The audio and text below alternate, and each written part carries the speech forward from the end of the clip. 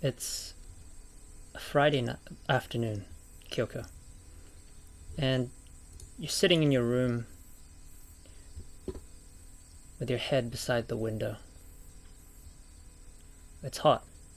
It's quite a warm day in summer, and there doesn't appear to be a breeze at all. The air kind of hangs still. You look solemnly outside and you can hear the sound of students playing, chatting without a care in the world. Oh, the world that's out there. That was a different world than the world that you're in right now.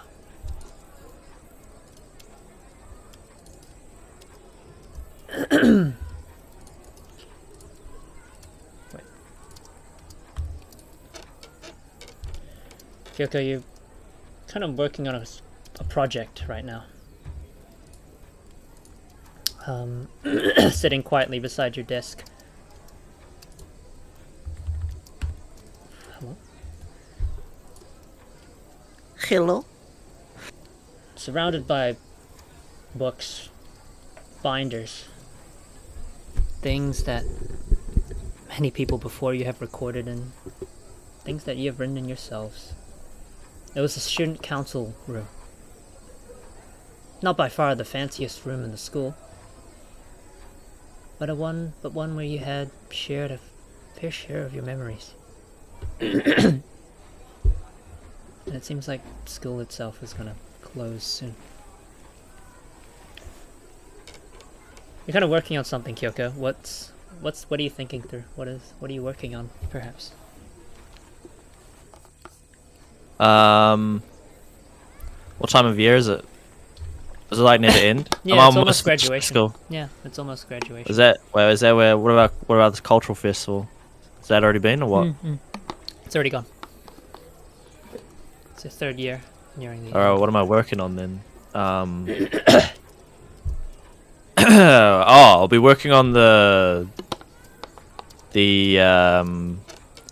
like final speech, I guess. You're typing away. Looking a bit solemnly at your screen. The nostalgic sound of the cicadas rattle on outside. They appear to be all around you. A soft and yet sad noise, perhaps. There are footsteps that slowly approach the door. Before it opens. And you see a man not that old, dressed in formal attire. He's got glasses, and he's got a clipboard in one hand that he kind of slowly puts away on the bench beside him as he enters. He gives you a little look. Oh, Kyoko. You're still in the club room, I see. She kind of sits up from slumping in a chair a little bit and bows her head very slightly. You know him to be Kirishima-sensei. He's your homeroom teacher and also the advisor of the student council. So in terms of teachers, he's a pretty high-ranking teacher. But, of course, high-ranking teachers aren't a real thing. He gives you a weird little smile.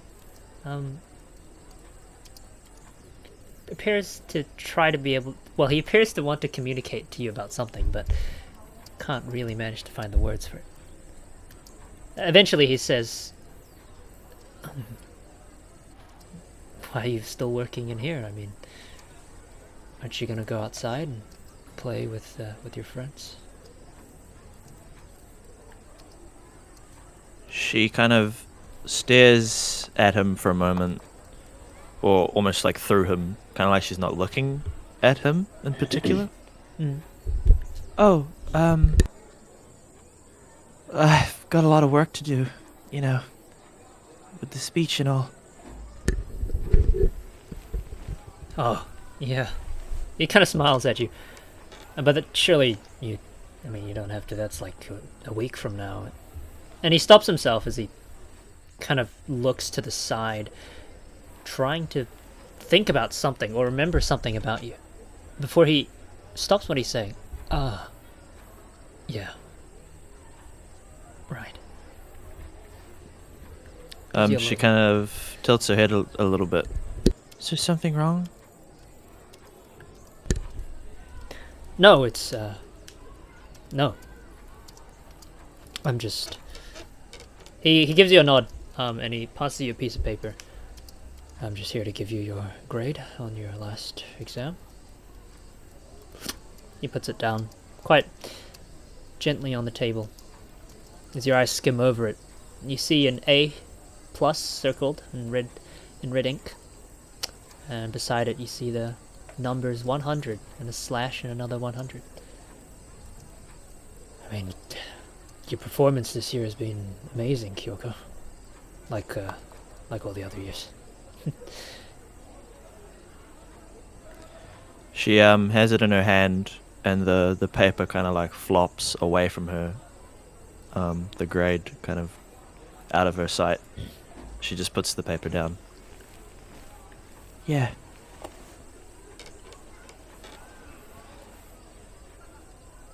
But you know, you can always try talk with a few more people. I'm sure they'd love to talk to you, right? Beats sitting here by yourself. She looks out the window. Yeah, I suppose. Maybe if someone did. He kind of wiggles the chair that he's leaning on a little bit. Well, how's your family doing? Kyoko,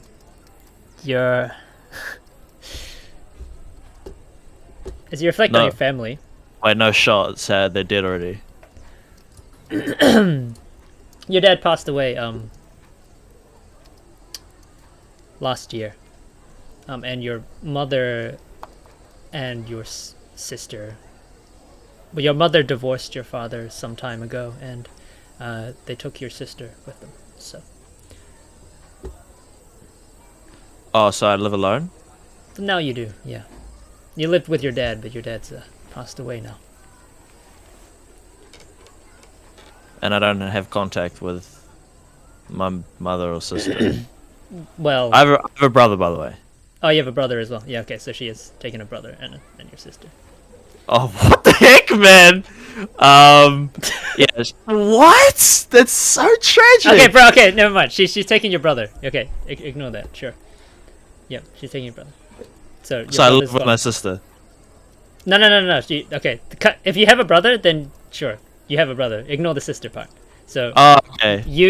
The daughter lives with the dad, and the brother lives with the mom. Oh, right. Yeah, but when the dad died, the mum didn't take me in. Oh, what? Sedge. Well, it's been pretty awkward between you guys, you and your mother, recently.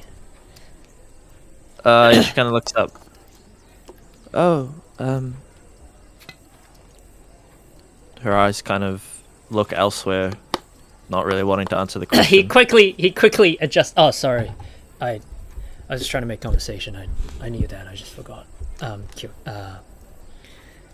He seems to realize his mistake in the conversation topic, as he as he also looks out the window. But the weather, it's getting quite hot recently, huh? Even for summer. She softly interjects. Thank you. Huh? He blinks a couple times. Nothing. Sorry. There's a bit of an awkward silence before he starts fluttering his shirt. Whew! It's a shame that the air conditioners aren't working, huh? He walks up to the lift wall, and he's quite tall, so he reaches up almost to the ceiling and touches the air pump, giving it a nice, moderately strengthed pat. This is old hunk of junk. Man, the school should get that fixed sometime. Hopefully the next class president won't have to deal with this heat then. Gives you a little smile. Well, usually it wouldn't be that bad, right? He goes to the window, which is closed, and he opens it. But you don't feel any wind. Neither does he. And he kind of shakes his head slightly. It's weird, the weather. I mean, we live in Japan, like it's an island in the middle of the sea. It's no wind today. What's next?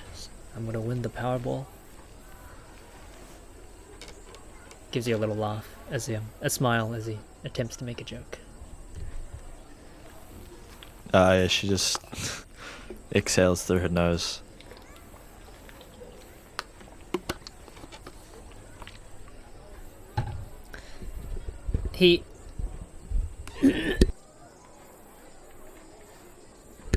Sorry, I coughed.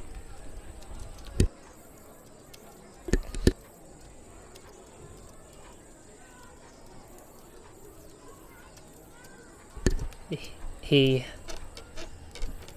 looks at you, and his face appears to be somewhat assured that you're kind of okay for now, as he goes to leave. But before he can go to leave, you hear footsteps. It seems to be two pairs of footsteps, quite hastily and quite marching with some sort of objective in mind. They don't sound like student footsteps as they make their way closer and closer to the room. Sensei Kirishima is about to open the door when the door opens by itself. Well, it didn't, because there are two figures outside, both wearing this kind of dark blue uniform. They appear to be policemen of some kind. There's an older one with brown hair and kind of a sleepy looking eyes as he gazes upon you with his arms crossed.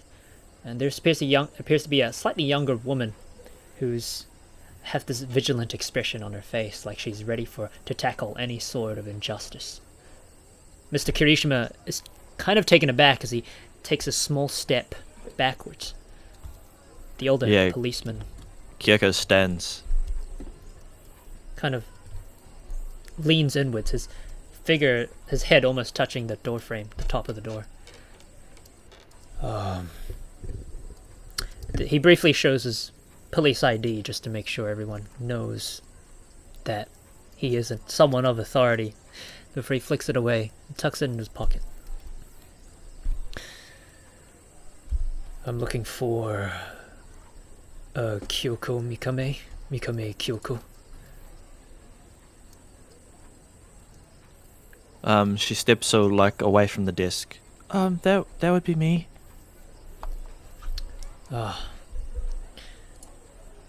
Mikamei Kyoko. He looks at his partner for a little bit of support, or perhaps inquisiting something from her eyes before turning back to you. I'm afraid to tell you, your friend, you know Nishiki Mei, do you not? Her heart kind of thuds a little bit, like what could possibly be wrong. Yes. She's the vice council president. What is the matter here, officers? Mr. Kirishima kind of speaks up. The first officer, the tall one, lowers his head slightly, almost in a bow. Kirishima Mei was just found dead a few hours ago. She's apparently committed suicide, is what is presumed.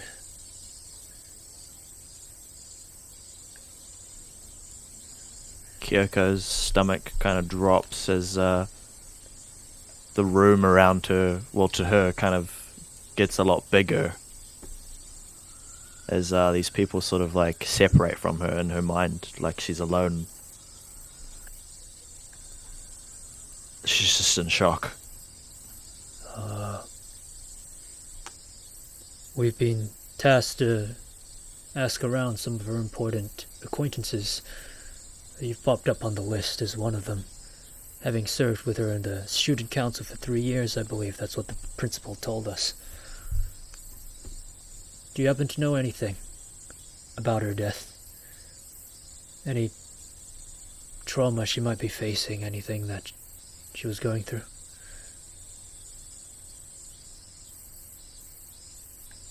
Do I?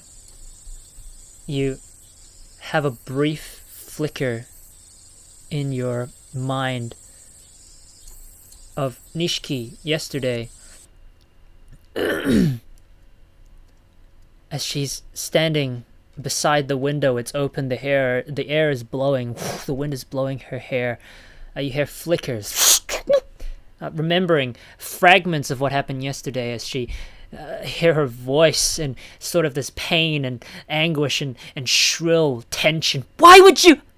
She trails off. You always. I just wanted. And it's silent. It's quiet, unbearably so between her words and her echoes. You'll never understand me. You have no fucking idea what it's like to be me.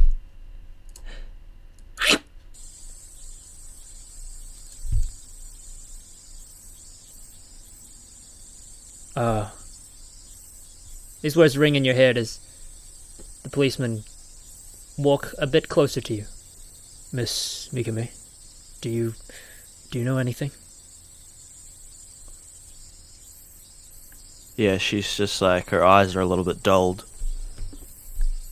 Mr.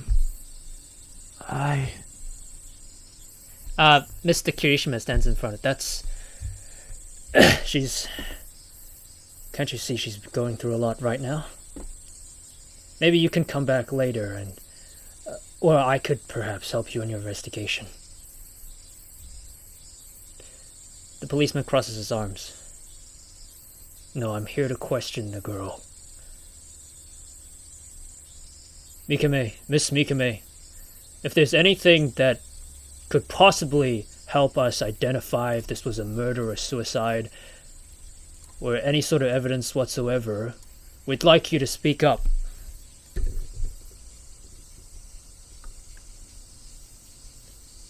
Mr. Kirishima puts his body between you and the policeman. No, that's quite enough. The woman actually speaks up. Perhaps we'll come back some other time then. Mr. Kirishima, was it? Would you like to accompany us? We might have some questions to ask you too. Mr. Kirishima lets out a sigh, almost of relief, as the tension is disbanded slightly.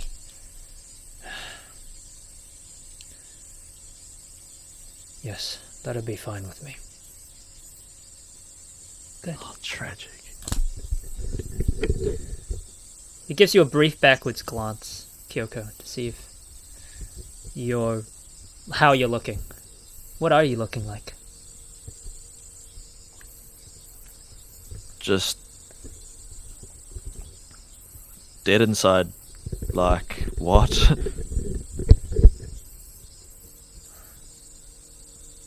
The policeman edged Mr. Kirishima along to be interrogated. Well, interviewed. He obliges and steps alongside them to go out. Before he leaves, he kind of stops and asks them, so, how did she die exactly?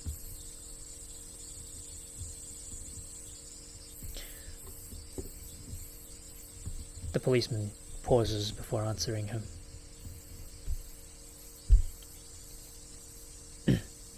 A full body blunt trauma. He looks to his acquaintance. She speaks up. She jumped off a building.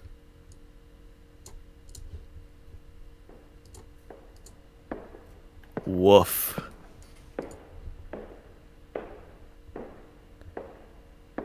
Kyoko, you're climbing up a staircase.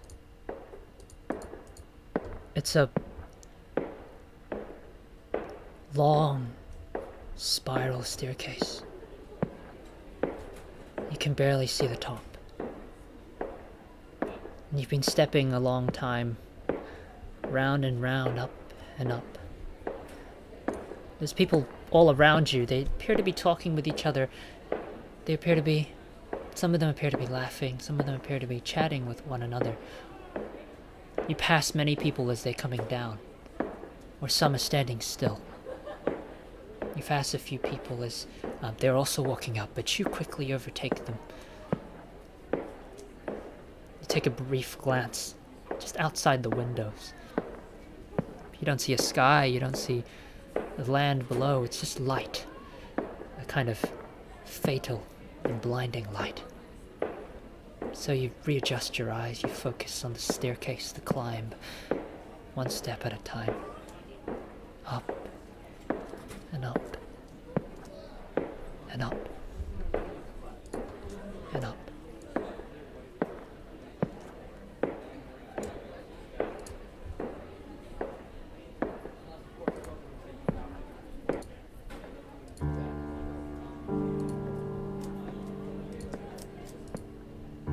And you remember the words your father said to you on that day.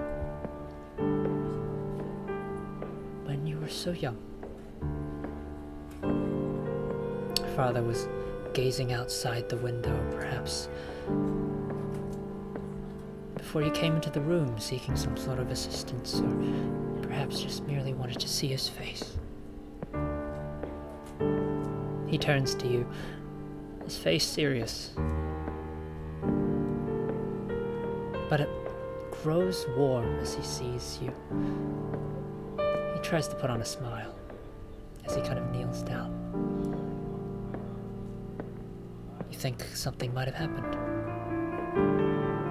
Perhaps with mother, perhaps with brother.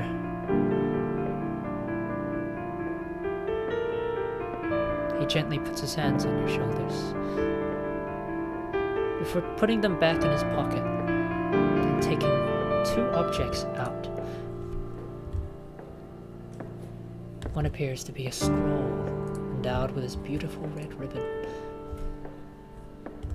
and the other appears to be some sort of pendant filled with nostalgia or memories. And he smiles as he looks at you. Before asking you a question, it's a simple question, but one filled with many, many steps. Kyoko. His voice is solemn, harsh, but not cold. I think it's about time you're ready to make a choice for your life. What will you seek to pursue, Kyoko? He raises the pendant up with his right hand. Friendships. He raises the scroll up with his left. Achievements.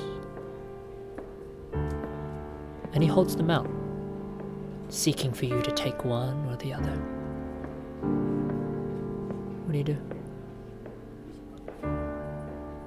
How old am I? 4, 5.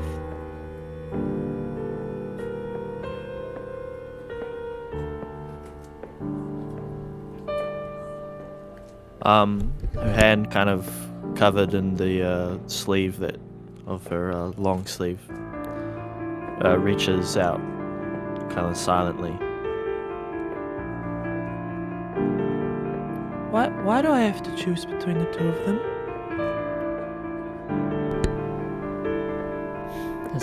Your dad gives you a slight laugh, perhaps of regret. Because Kyoko, humans are limited. We only have a short time in our lives before it fades away. Simply not enough time to do everything that we want. it's your time to choose.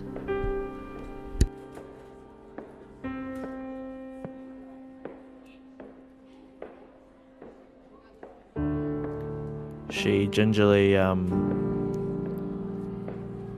reaches for the pendant. Yep, is that what you want to do? She hesitates for a moment. What would you choose, Dad? I'll tell you after you make your choice.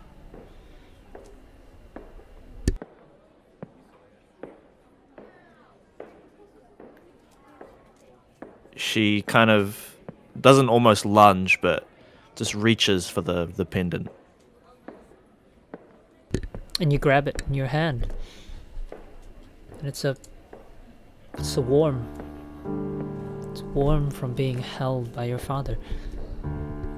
You feel the bronze texture, the soft curves of the wing-like structure, the chain that's cold, that sits almost like a snake around your small fingers. Your father looks down slightly.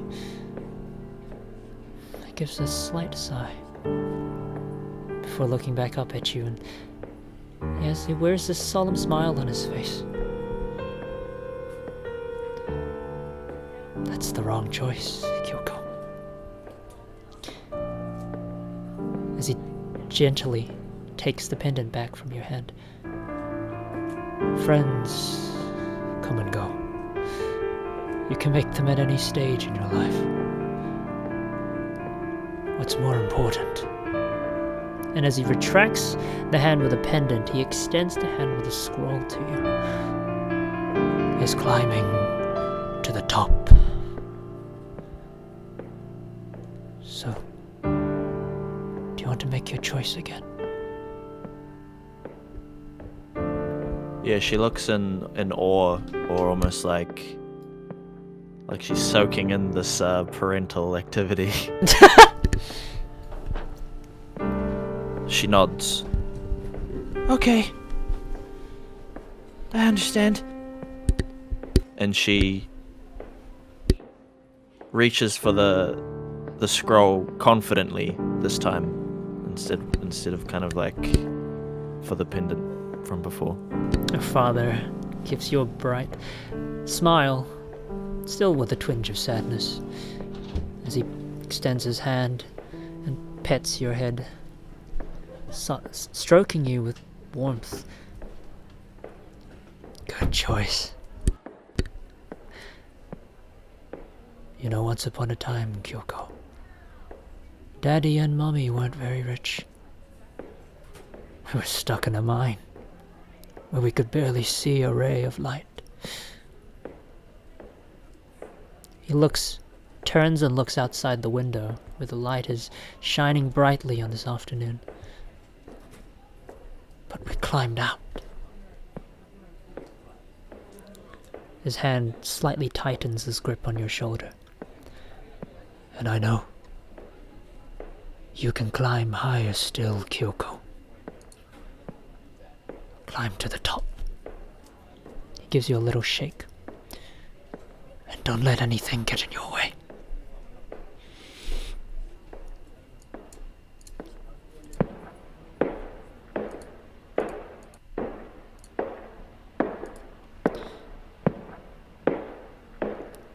The people are getting fewer and fewer, until you're walking by yourself and you realize there's nobody now around you. But you see as you're looking down at the stairs, you see that in your peripheral vision above you, the stairs end. And so you reach that last step. And you stand before a door. A door like any other school door. What do you do?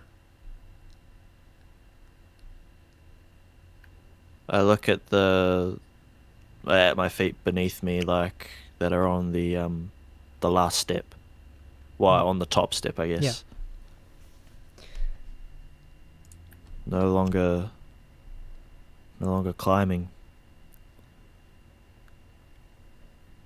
She looks at the door handle. And reaches out confidently. You reach out and turn the handle. It opens. And you step out onto what you presume to be the roof. But you end up in the club room.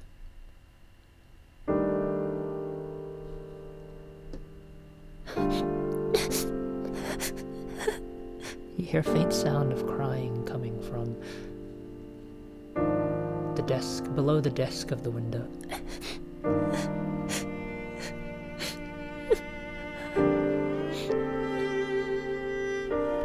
Free play. What do you... Just act it out, whatever you want to do. Slowly move towards a Nishiki. My hand reaching out in a similar fashion that I had towards the door handle, to her shoulder. You step across the floor, and where your feet are met with a crunch. It appears to be a charm, something you gave her for a present, a graduation present, after all these years. And as you take your feet off it, it appears to be cracked and worn, thrown about and abused.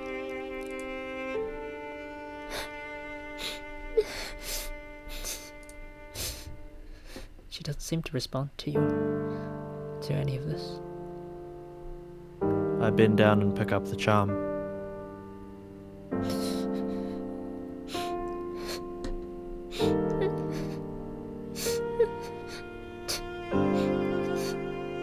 I push forward and reach out to touch her shoulder. An inch before you get to her shoulder, she turns around. Get the fuck out of here! Why would you show up to me again after all that? You can see her face. Her hair and her eyes have been ruined by tears. She turns around to face you. Just slightly. Before turning back away again.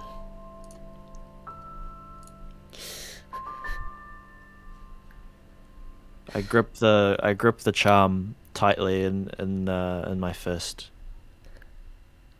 You always take from others, don't you? You just steal everything. I just wanted a scholarship.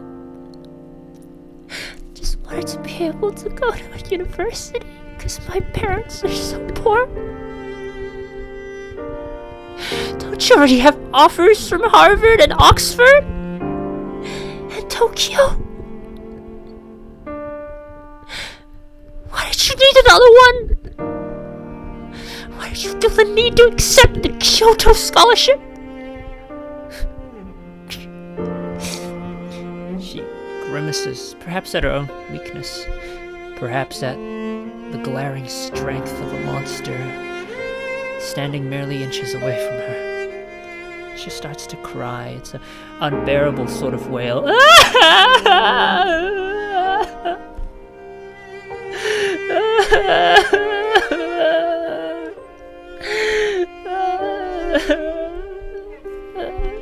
Kyoko opens her hand with the charm in it and kind of sees like the pendant her father had shown her, except it's like cracked and broken like this one.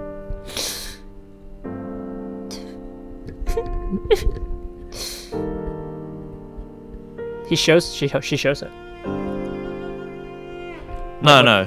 So she opens like I was being symbolic. Like she looks at the charm in it, and it kind of flashes to the pendant of symbolic friendship, like being broken because her dad was like, they come and go.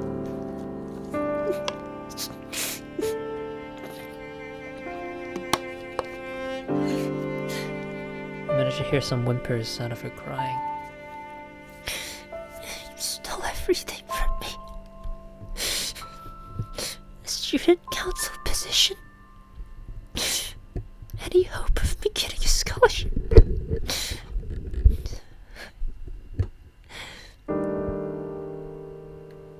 voice kind of croaks. I didn't mean for this to... She grips the charm. No, of course you didn't. You're perfect, aren't you? You can do anything, can't you? Can't you? You're not like other people. You're like me. You don't need people to help you. You don't need people to support you. Why would you even need friends? She grips the charm more.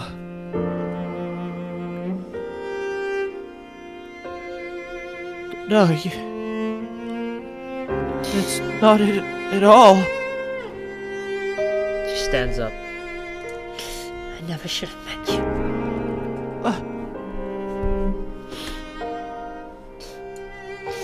You'll never understand anyone. Nishiki. She kind of walks past you. You never understand me or the other student council members. You have no idea what it's like to be anyone else. No fucking idea for a second! And she walks out and slams the door.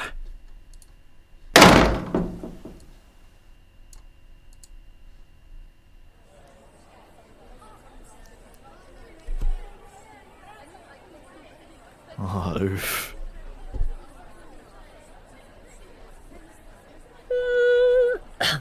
A speaker approaches the podium. It's the first year of high school, and it's the student council election. This woman with short black hair cut nicely and brimming white glasses steps up to the podium. She clears her throat. You can hear the tiny hint of a shiver in her voice. And the students slowly begin to quiet down.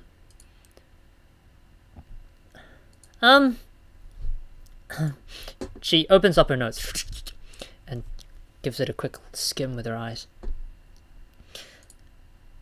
Sagano High School. It's an honor to stand before you today as a potential candidate for student council president.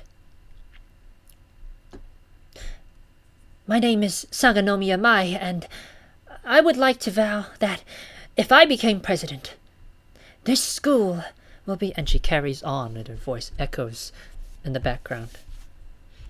Kyoko, it's your turn to go next. But you're fully prepared. You have your speech planned out nicely in the back of your head. You've rehearsed for a few hours last night. It wasn't that big of a sweat, but you've practiced decently enough. And you know that your capability can take care of the rest. So you're more focused on, I guess, examining the crowd and the other people around you than your own speech. And as you do so, you see a person next to you. She appears to be after you in line, sitting down gingerly at a seat. Rise, the speaker echoes on. She fidgets nervously with her fingers, like she's waiting to be executed or something. Her eyes dart about, like she's anxious. Yeah, what do you want to do, Kyoko? So I'm next to her, like in line to go up and speak? Yep. Am I speaking before her or after Yeah, you're him? speaking before her. I put my hand on her shoulder, or I reach out to her shoulder, kind of similar to the scene before, Yep. I guess. Yep. And I grab it. She blinks a couple times and looks at you, almost immediately snapping out from whatever kind of trauma she was indulging herself in. She blinks quickly and looks at you. Sorry, am I next? Is it my turn? You're Nishiki Mei, right? Yes. She nods. Sorry. You're, I cut her off. It's gonna be okay. You're gonna do great. She looks down at her notes. She looks at you. Gives a weak ginger smile. I'm not so sure about that. I'm not very good with public speaking. Kyoko kind of smiles. Well, if I win, then I'll make you the vice president. How about that? She blinks a couple times. Huh? She grins. She looks like she's gonna say like yes or I accept or something, but then she stops herself. I don't think we should be making these sort of deals. That would be inappropriate for the current election. It could be seen as bribery. She kind of waves her hand, brushing Nishiki off. Looks like you got rid of your nerves a little bit. She looks down. And indeed, she's stopped fidgeting. And her breathing has calmed a little bit. She blinks a couple times. Again, this time slower.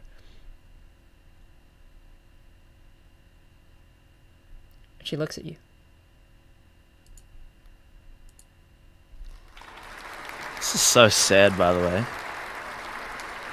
The crowd gives an applause as the previous speaker has finished speaking. Oh. She looks like she's going to say something, but the principal steps on the stage. Next up, Mikamei Kyoko. And he takes a glance at you. Please take the stage. I nod at Nishiki, give her one more smile, and whoosh, walk onto the stage. As you walk, you hear it behind you.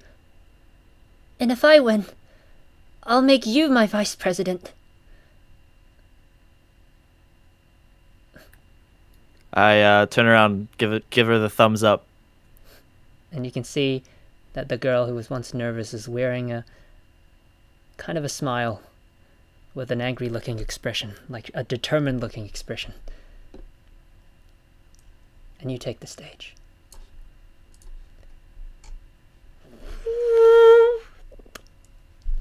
Do you want to do a speech or do you just want to skip? Shot. There's no shot. You put me on the spot.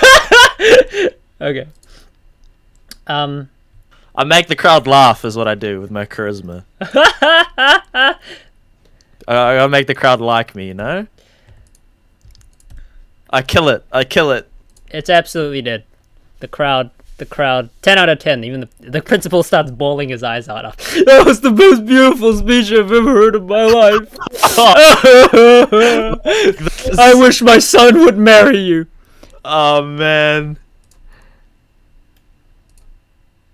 But you blink. And you're no longer at the gymnasium. You're in the classroom. There's a breeze blowing through the windows. Even though they're closed. And the sun's glare is a sharp contrast to the shadow of the classroom, that you can barely make out anything that's outside. But you hear voices. You hear the people in the hallway kind of laugh and chat and smile to one another. And you hear the sound of fluttering paper as these sheets of paper fly around the room, guided only by entropy and chaos.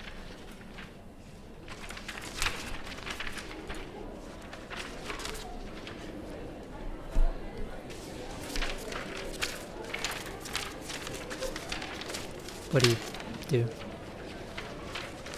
Oh. Yep, you're on. Wait, what? So I'm alone? Yep, you're alone in the room, in the shadows of the room. Is it like, when is this? It's at the end of the year. People are graduating. They're leaving. Oh. Yeah, they're leaving. So this is they're leaving like... school. Yep, this is the last day of school. People are People are going home. So this is a week after the cops came in? Yep.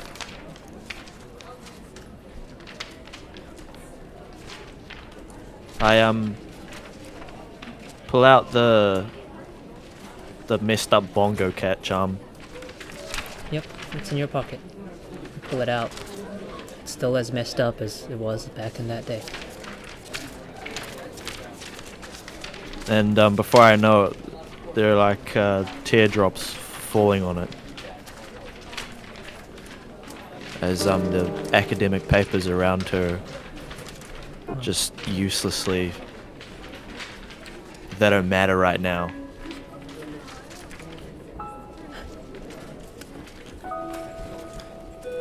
But you can't help.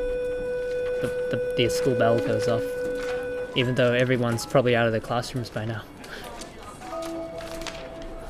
You can't help but notice the papers fluttering by.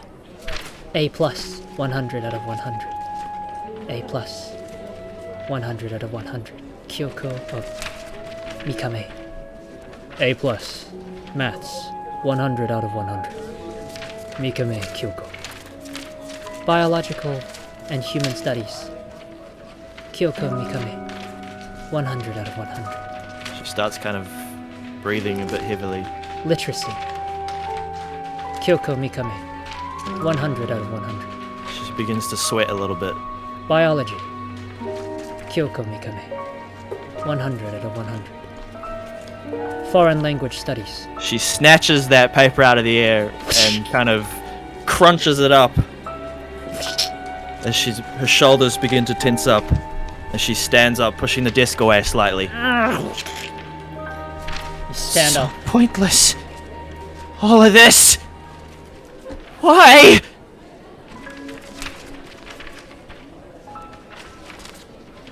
But no one answers your cry except the light touch of the wind and the fluttering of your grades.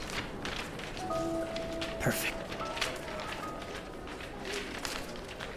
Damn it.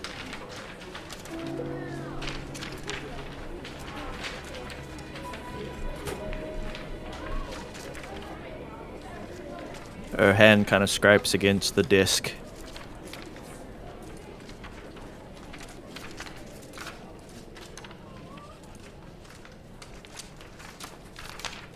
And she kind of just slumps back down.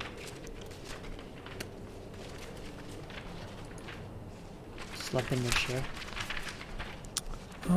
Letting go of the charm on the desk as the papers kind of continue to fly around.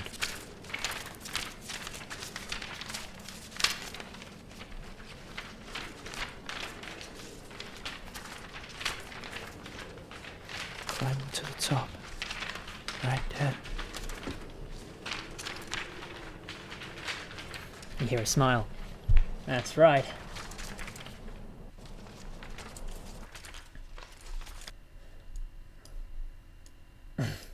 Damn, what the transition. I didn't even... He gives you a little pat on the head. Wait, I didn't even mean for that to be so... Okay! Damn, I'm clean. Nice. I'm glad you remembered. You're out in the city night for a stroll. But it's silent.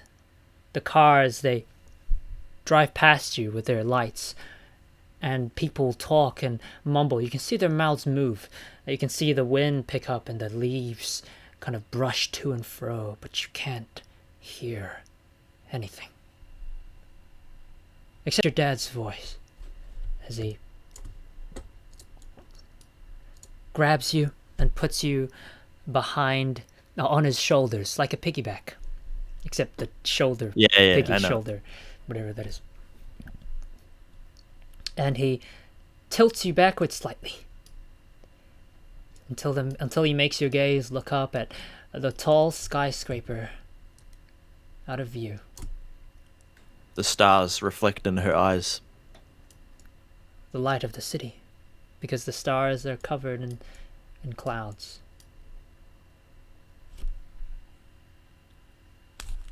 And he reinforces those words again. Climb to the top, Kyoko. Don't let anything get in your way. And you can hear him smile. And when you get there,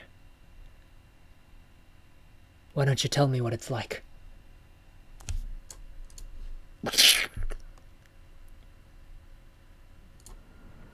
The door opens to the rooftop, and you step through the staircase.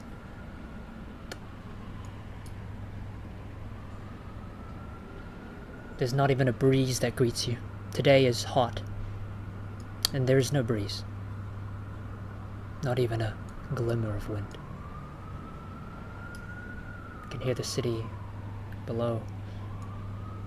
A dull, frantic motion of words and movement. And you can see the cityscape span out before you, grey in every direction. I look up at the clouds. They're suffocating. It's like the sky is so close, ready to choke you. Even the wind is still. She kind of chuckles a little bit nihilistically. There's not even any wind up here.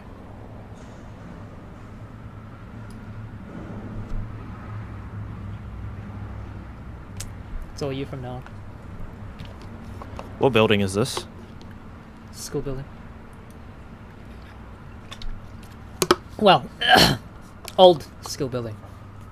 It was set to be demolished because your school got a new science compound.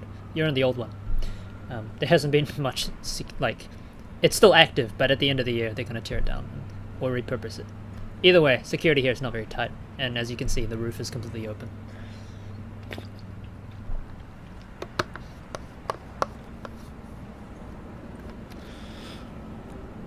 I pull out the charm that I gave Nishiki. Yep, it's in your pocket. This is what you meant, Dad? Friends come and go.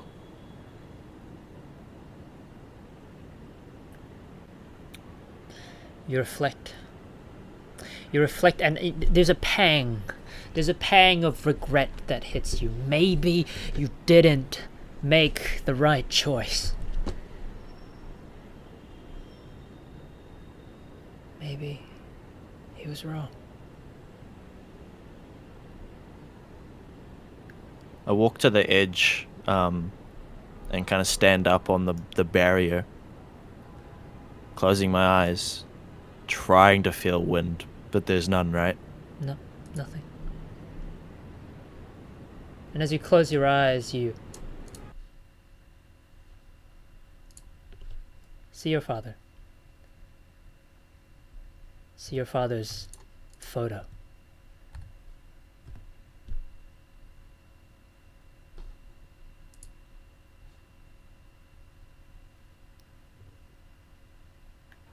And you hear his final words. I'm sorry, Kyoko. Maybe I was wrong.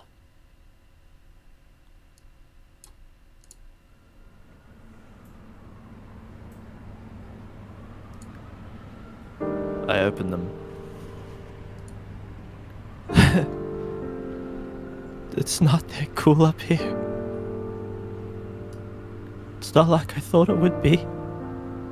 Like the skyscrapers in the city.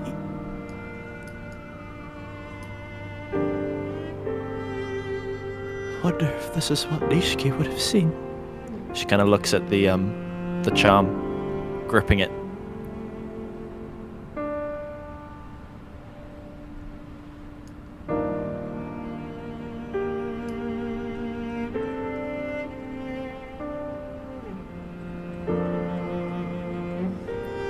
Takes a deep breath.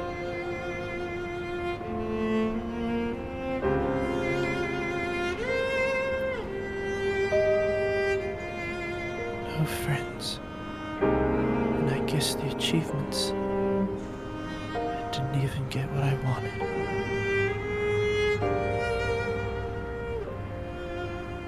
She drops the charm off of the building.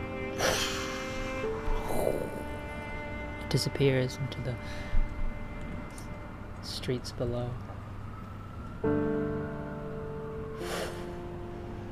Oh, gonna suicide in public like that?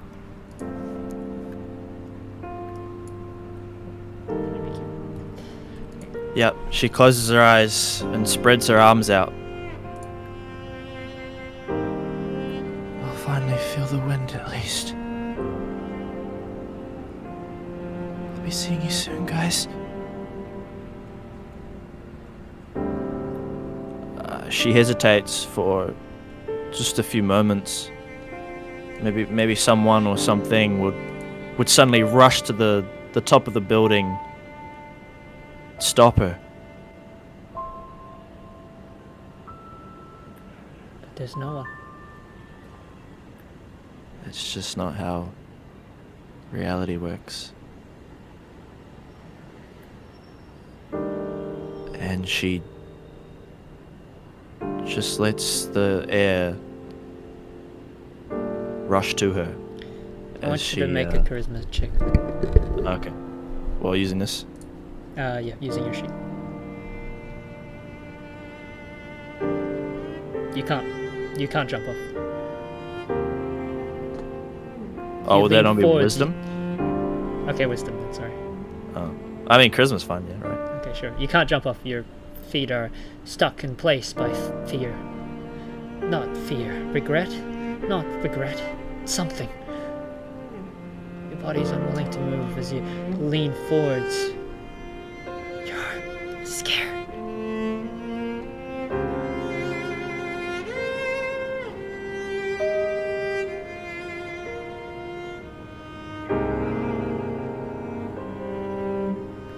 Tears kind of well up.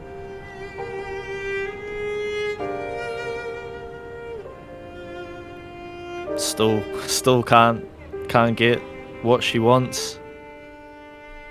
She kind of howls. Why?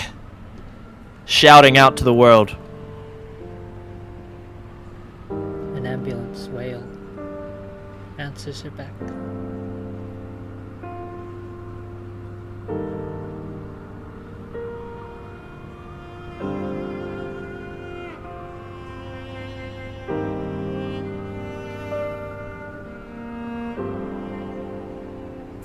But other than that, nothing.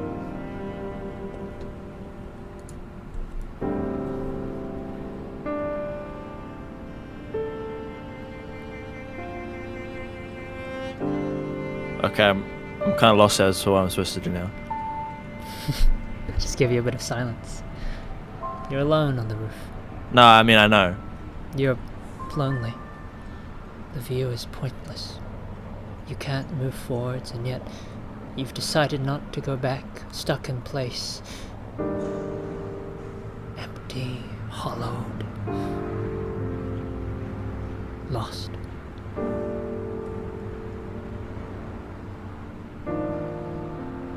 But you hear a voice. It's an echo. It's soft, soft as the morning breeze, like the wind, and yet full of joy and charm. Hey, just look over there. Come on, you can come up here and see it, can't you? It's coming from almost below you, but it's talking to you. You know it. You know this voice. It's coming from just around the corner, just below you. It's someone wants to save you. Hey! I look gingerly. Make a dex save. Oh! Wait, no shot. Now, as you look, a gust of wind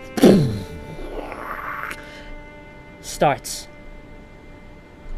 and you fall. Embraced by this wind. At first, you're terrified. You try and scramble to get balance, but you're falling. and the ground is rushing up to meet you. But that voice, you didn't see anyone there, but that voice, you know it. Because you land. What the fuck? As you fell out of a tree and you hurt your head, the world kind of swivels in place. Oh, no. And you hear frantically, "No, I meant look over there, but..." You can hear some scrabbling as someone tries to get down the tree. And they run on the grass as they kind of kneel next to you. Are you okay? Oh, sorry. I didn't mean to make you fall. I just wanted you to see something over there.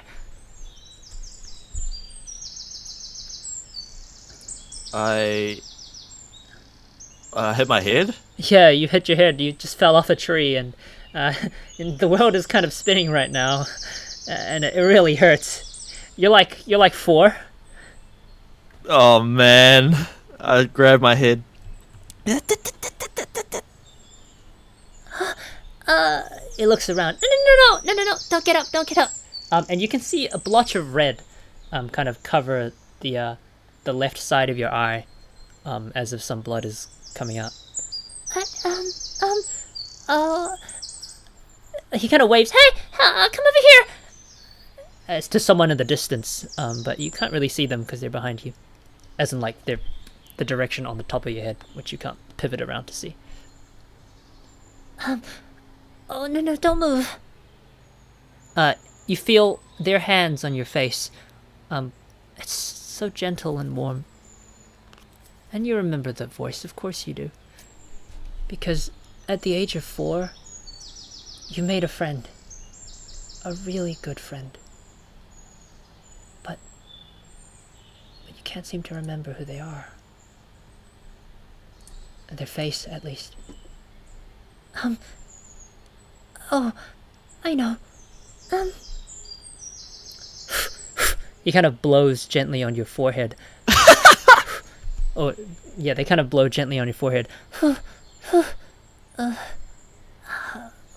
I supposed to do in situations like these? And your consciousness actually slowly starts to fade. As kind of more blood, you feel some more warm liquid flowing down the side of your head. Before eventually you're too tired to open your eyes.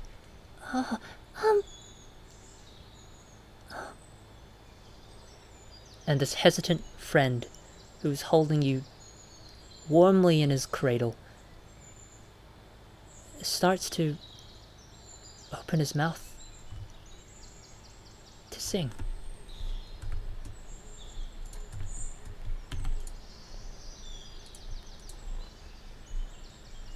And you hear using the holy lyre. I'm just kidding. Keep going.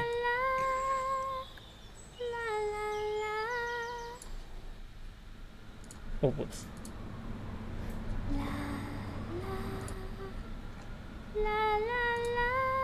Oh man, this is so messed up, by the way.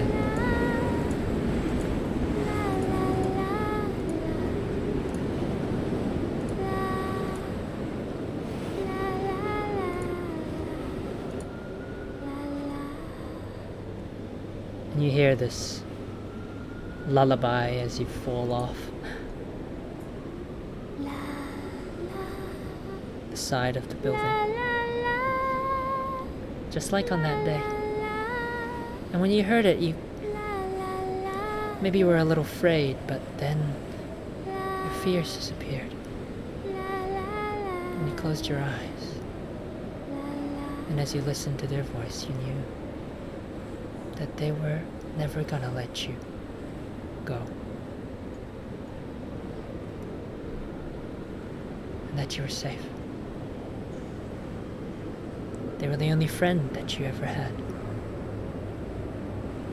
Make an intelligence check for me.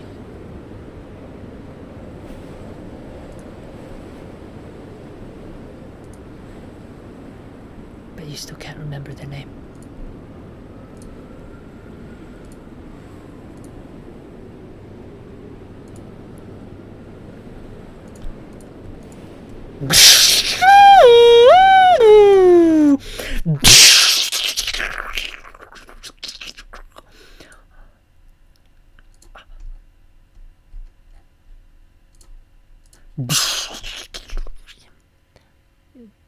You don't even hear the sound of the car alarm as you land.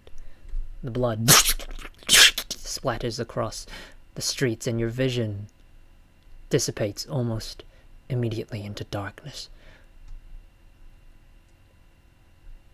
There's a crowd afterwards, what you know not of, who gather around. Oh my gosh, what just happened? Is that a suicide? Someone just fell from a building. Quickly call the cops. The car alarm echoes, but you know none of that. Your Holy vision fuck. is black.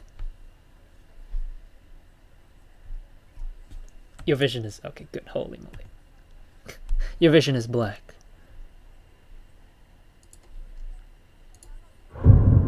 Holy moly, bro. But you hear a scream. Ah! Just a little more. You can do it.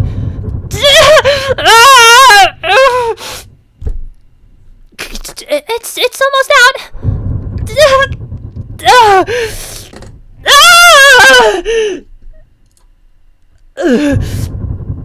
Breathing. You feel the world kind of morph around you. It's something warm, something almost like a mucus liquid is on your face. You can't breathe, you're suffocating.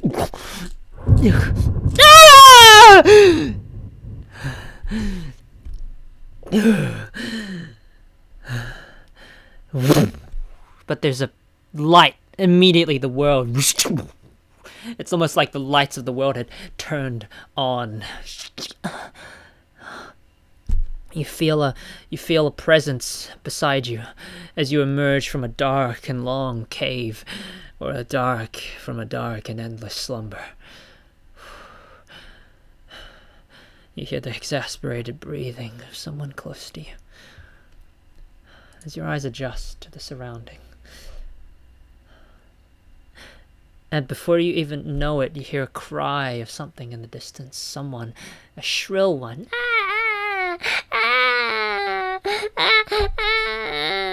You realize it was your own. Oh.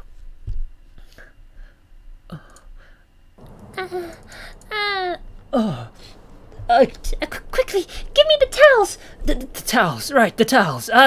Honey, where did I put the towels? They're in the bathroom. I'll be back. I'll be very quickly.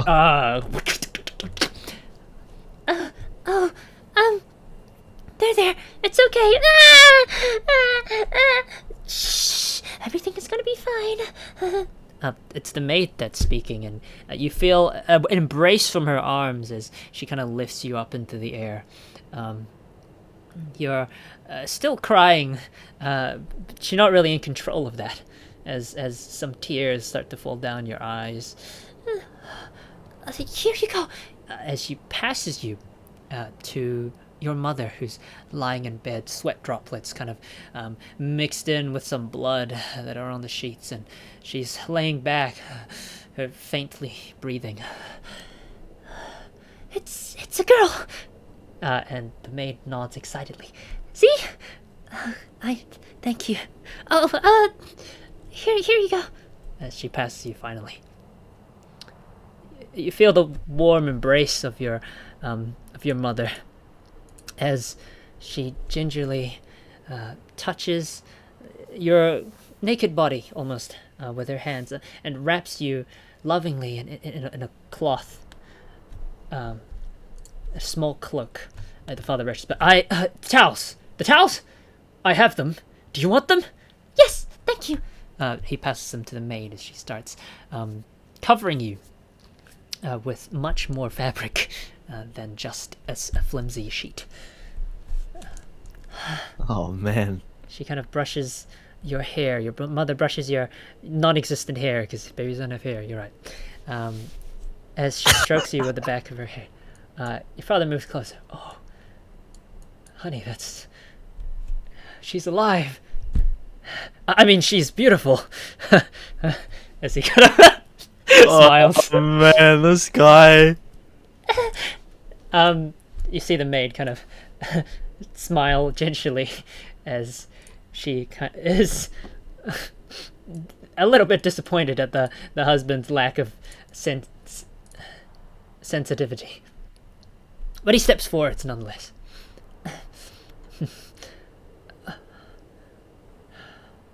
I guess you kind of stop crying now as your mother holds you tight. And they look at each other. A kind of long and passionate gaze. So since it's a girl, we're calling her... Since it's a girl, we're calling her my name that I chose. No, because I'm pretty sure we agreed that the fact that I would be the one naming if that turned out to be a girl. No, you said if we got a boy, you'd name him. No, but the previous conversation I had, you said you would name him if he was a boy, so that he smiles. Zeal is a good name, right? Zeal? I start crying. She looks at you. See, she doesn't like it. Their mother looks at. No, wait, come on! It's a good name. It's full of courage. He puts a fist in front of you, and bravery, and strength. That's you, right? And he approaches you and gives you a smile. Come on, you can be called Zeal. Where? No, stop it, honey. He takes a step back. Whatever, I'll name the next one. All right, Bags or something. She looks at you. You know who has to do all the hard work and all this, right? Yeah, me. Who? You know, the person who earns money for the family. He gives a little smile and a shrug. Oh, yeah. Would you like to try be pregnant? Well, I mean, He looks at her. Not really. I mean, it looks. He just kind of trails off. Yeah. How about you see what it's like?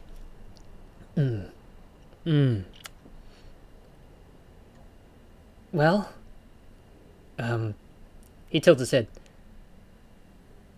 Name's all yours then, I guess. There's a bit of silence, as the maid kind of starts cleaning up the sheets.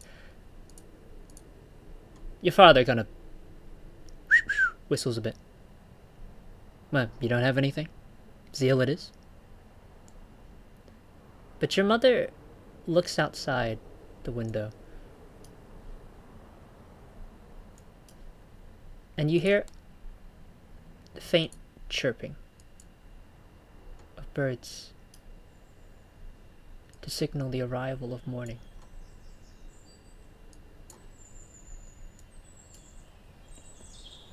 Enthralled by this silence, your father also turns to look. And behold, a beam of light shines its way into the room. As the sun itself rises above the horizon, lighting up the trees, the leaves, even the dust in the air, an incandescent light, a shimmering mirage of beauty. And as the greenery and the birds and the nature of the world shimmers in your eyes, in your mother's eyes, she breathes out a word. She breathes out your name.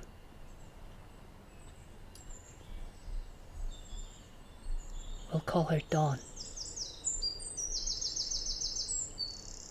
Dawn sounds good.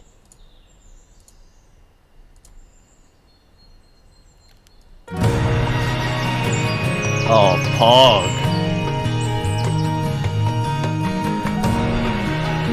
Welcome to Starland. Holy moly, bro.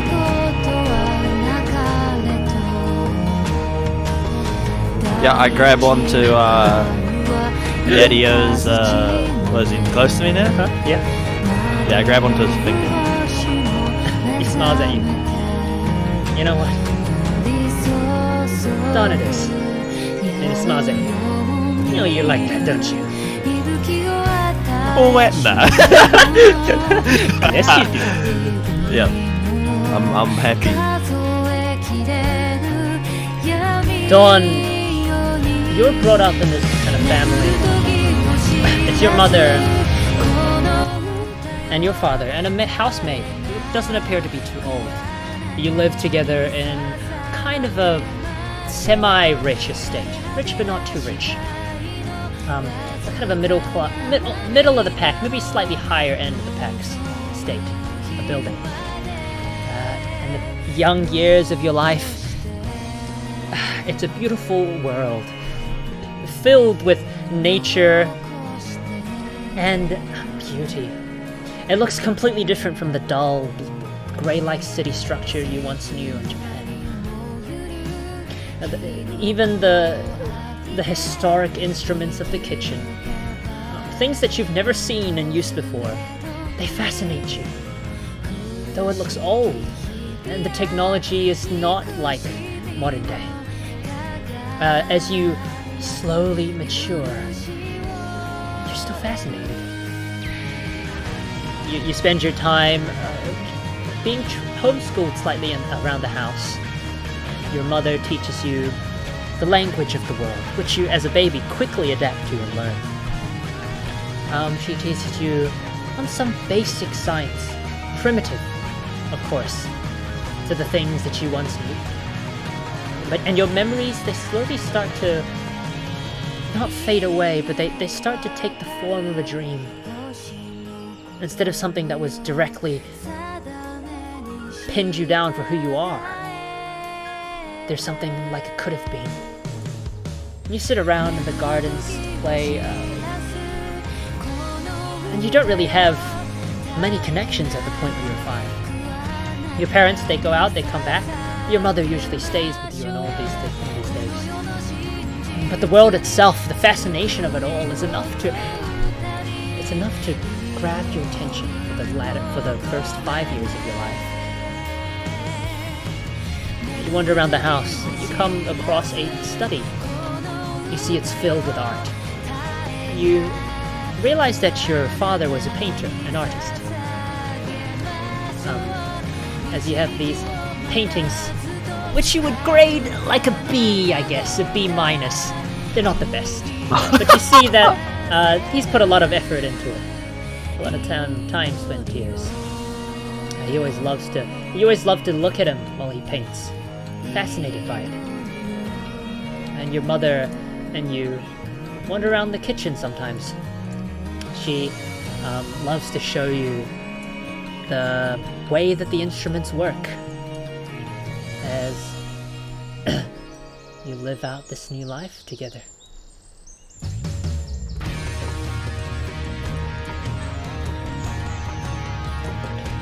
Yo, why my mom kind of look like Samurai Priestess? You'll see why later. No shot! Was that intentional? No, well, you'll see. No Oh man. Yeah, what? You're kind of stuck at home for the first 5 years of your life, and you have a whole bunch of stuff to do. What I guess is, what's your daily routine? I guess. What do you usually do?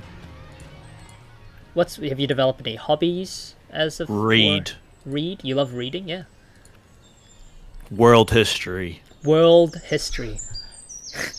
You love to spend your days in the study. Secretly in the study, though. They can't know that I can read, right? Well, if you want them to know, do you care? Actually, no, I don't care. I just need to learn as much as I can about this world. I do a lot of reading. You do a lot of reading. Being from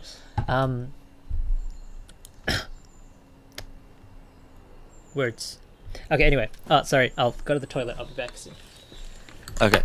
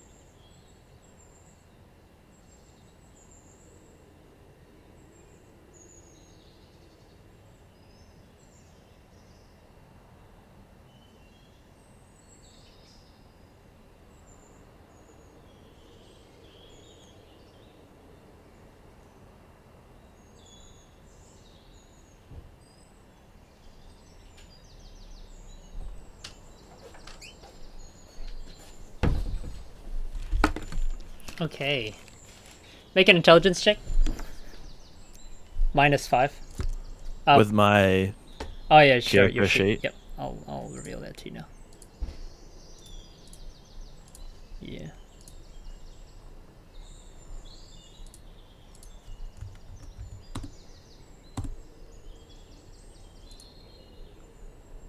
I can't access the sheet. Oh. Whoops. Yep. Done. So, I got pushed off by the wind, huh? That's kind of ironic.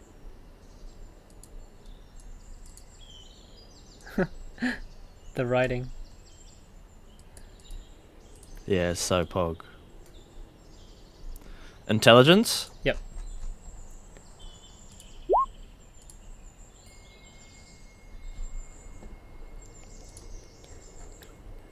So I got a... -3. 12. Okay. Oh no, it should be 10, right? No. I thought we were just doing the base rolls. Okay, then yeah. Yeah. 12.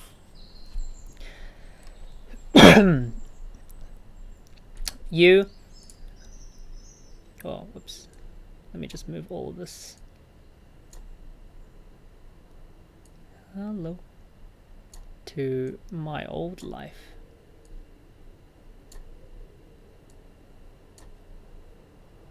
Okay, brilliant. Oops. Okay. Delete folder. Nice. Okay. So you read the books available to you. Your family has quite a large book collection, and you've managed to find many fairy tales, things to do with magic, and there's a few that particularly catch your attention, like the one about birds and courage and flight. That was a nice, interesting one. There's like how birds learn to fly, which was a lovely little fairy tale. There's a lot of other stuff and magic that you've learned from all over the world that talks about tales of gods and of monsters and of noble heritage of a great evil ruler that once ruled the land, and of the freedom and liberation that the land has come upon. Many sorts of a tale such as this, but you can't seem to distinguish what's fantasy from what's reality. As you experience day-to-day life, you've never seen a hint of magic. People have come and have gone. You've seen outside your windows and studied that people, they've played around in the farmlands next to you. They've crossed the streets with wagons and horses, and you've examined the plants in your gardens and across the fungi infesting some bits of your house. But they're all normal. You recognize the butterflies, the mushrooms. You recognize the flowers and the trees. Nothing looks out of place. So far as you to say, you didn't come to another world per se. Maybe that's what your weeby little brain was contemplating. You merely time traveled back in time to 16th century Europe, and that is what your gut instinct from all this kind of research is trying to tell you.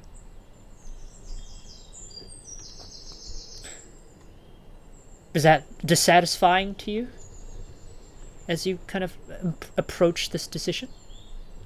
This realization, sorry? Somewhat. Not too much. But the world still stretches out before you. And as you tiptoe across above the fence, maybe I can drag your thing out. Woo! As you tiptoe, ooh, why is she flat? Why does it do that, by the way? It doesn't do that in my other, in Inferno. It does. Does it? It will now. Yeah, it's been updated, like. Bro, how could they do this?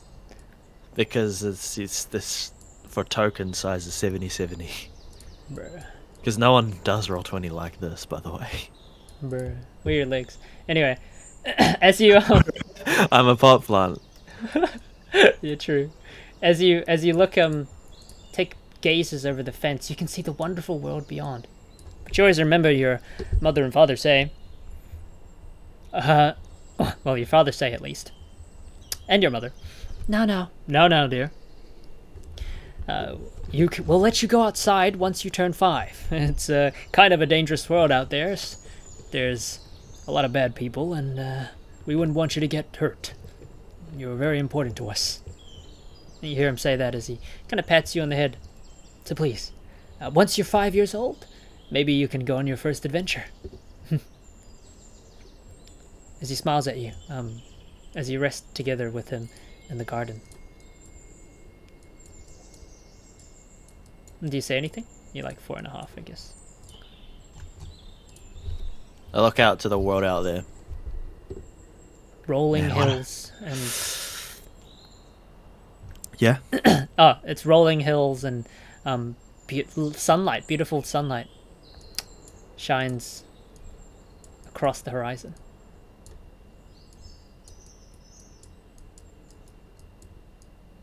No, I just, I look at him. What's out there? It's a beautiful world. People. Adventure. He smiles at you. You know, when I was your age, I also longed to go out and explore the world. He looks out across the horizon. I'm sure you do too. She kind of gives him a serious look. Well, for a 4-year-old. Yeah? You didn't have to choose between something? He looks at her. Choose? Oh, you mean like a harem? I get the, like, awkward sweat drop. My father is a... in my head. Well, he kind of laughs. Actually, there were 3 girls that really liked me on my journeys. Your mother was one of them, of course, and the other 2, one had this beautiful blonde Konosuba hair. eyes. Konosuba eyes. She was gorgeous. But then I found out that she she actually had... He smiled. You're probably too young for this. Never mind. Why am I telling you this? One day you'll understand. And he pats you on the head. She actually had a penis. And he kind of smiles. This guy, bro. People are weird. And he gives you a little nod. Strange. People are strange. I hope you're not strange. You're definitely strange. He blinks. No, I don't say that out loud. Okay. Speaking of, you're very capable for a 4-year-old, Dawn. He smiles. Perhaps you're gifted, as they say. Scratch the back of my head. Aren't those books a little hard for you to read? They're okay. Huh. Smiles. Well, I'm glad that you're a bright little pumpkin. No, I hug him. He hugs you. Oh. It's a weird feeling, because he's not really your dad, but he's your dad now. You feel some kind of kinship connect, like a click. You also feel a bit of sadness as you think back to the father you once had. Yeah, upon that, she draws away. Your father notices. What's wrong? What's the matter? You always seem to sometimes have this sadness on your face, Dawn. Oh, kind of look out to the world. Oh, it's nothing. He pauses as he looks at you, wanting to say something, but he doesn't. And you can hear him smile. That's good to hear.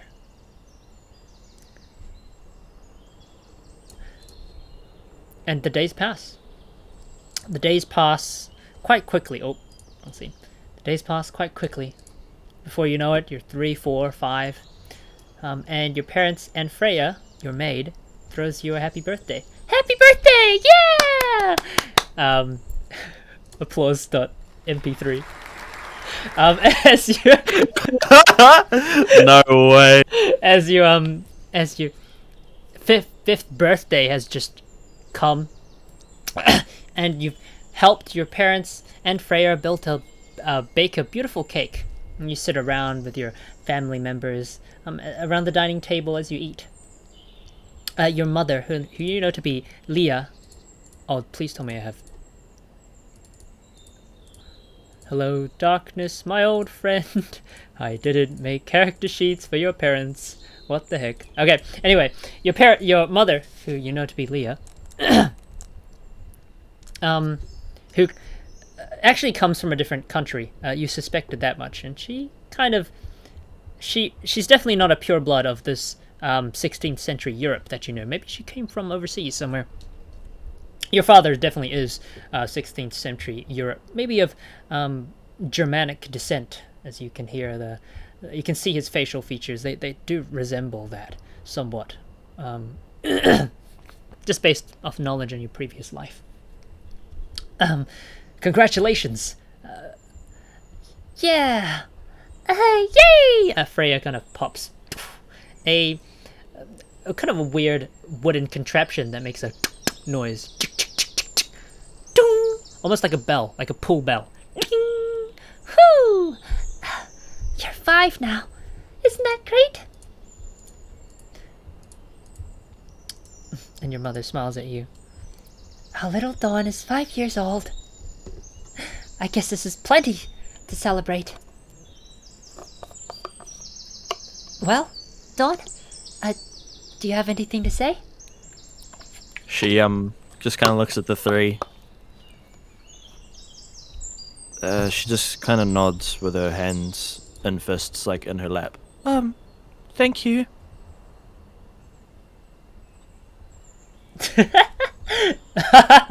Your father laughs, and so does everyone else. Oh. Don't worry. Next time you'll get time to write a speech when you're 10. Oh man, don't do this to me. Speech. What? I have a trauma's response. Trauma. You fainted. Speech. Oh, whoa. That's the wrong song. That's the sad song.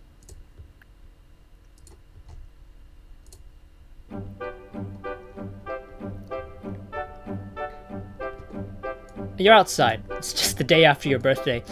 Your dad is looking frantically at you. You feel some weight on your back as your backpack kind of sinks into your shoulders a little bit. Now, if people ask you for money, just quietly smile and turn them away and say, you don't have any points. I'm 5, right? Yeah. So, I know what beggars are, Dad. No. Yeah, but he looks at you. Just be careful, and if you see any wolves, just slowly. Remember what I taught you about wolves? Slowly back. She raises don't an make any eyebrow. sudden movements. Just slowly, and I do mean it, because they're creatures that get easily startled. They're not bears. And if you see any weird-looking people, especially people with masks on or bandanas and things that are covering their face. I know what bandits are, Dad. So just try and... You can see your maid kind of just like sweating and smiling kind of behind him. As she kind of smiles, knowing like all this information is useless. And of course, if you ever need us, don't get lost. Make sure you follow the straight paths. Don't go anywhere too far away. And your mother and I will see you back here at sundown. Is that okay with you? Are you gonna be okay? Maybe we should wait till you're 7. And he nods. I just get the Konosuba eyes. Dong. You promised. But, Freya kind of steps in. It's going to be okay. She's really smart. Don't worry, Don't worry, Gilbert. Master Gilbert. She's going to be fine. And she smiles at you. Aren't you, Dawn? I beam at her. Yes, good maid. Yes. She pats you on the head. You know, sometimes I get the feeling that she's a lot older than she lets on. I get the shock, like... She just has that sense of maturity about her. I turn up, swivel away. No, I better be going. Do you need apples? Don't forget to pack some apples. I'll get the apples for you. Spin around and I have an apple in my hand. Oh, so you have an apple. You're Great. worrying too much. He kind of takes a deep breath. This, kind of wagon kind of crosses the road in front of you. Oh, and don't get hit by wagons. They hurt. I go up and hug him. And he gets cut off by your hug. And he hugs Thanks. you. Just stay safe. Okay? I squeeze him a bit tight. He hugs you back. You're the only daughter we have at the moment, so so far. I look up at him like dong. So take care of yourself. Alright, I spring away. He starts to get tears in his eyes and he turns to Freya. Oh, my daughter's growing up so fast. I feels like just yesterday I was holding her in my arms and she was crying and be naming her and the Freya just pats him on the back. Yes, Master Gilbert. I'm sure you have a lot of emotions to process, and we can do it inside. Yes. I will turn this into fuel for a painting. I shall paint my daughter. You've done that 15 times already, Mr. Gilbert, and you've thrown every single one of them away. Because they weren't good enough. They couldn't capture her radiant beauty and her eyes. I'm over the horizon. I'm out of here. Who the heck lets their 5-year-old out, though, by the way? Freaking medieval times, man. You're off on an adventure. The birds sing, the wind tousles your hair as you... Yes, there's a spring in your steps as you leave the familiarity of your house. It feels like the farthest you've walked ever in your life, this one and the previous one. As the sounds of the birds rejoice in the trees and the fluttering of the wind sings and dances across the leaves. You're free at last. It's such a wonderful feeling as the wind kind of hits you on the face. As you stand across the horizon, across the road. It's so beautiful. You walk across valleys, hills, cliffs. Well, a short distance actually. Not that long. You follow the road. You can see far into the horizon. Rolling hills and wondrous clouds. The blue rays of sun shining warmly on your skin. What a wonderful feeling. Nothing like you've ever felt previously. Doesn't matter if this world doesn't have magic. Doesn't matter if it's not an isekai. You're living in a better time, a better place. Maybe 16th century Europe was the bomb. That's what you think. It definitely is. And you reach a small village. You've only been walking for about half an hour. Your little legs are not as quick as big adult legs as you would once had, and you take some time to keep your balance. But you do manage to end up on this small village. which you know to be Morningville. Your parents mentioned it. It's the closest kind of. You live off-way in sort of a enclosed estate area, and as you leave that place, you journey into the closest village. It's about 15 minutes walk, but since you're small, it takes you 30. 10 minutes walk, but since you're small, it takes you 30.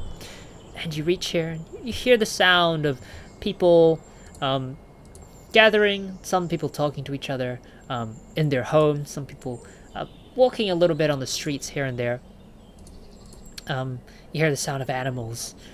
You smell chicken poop.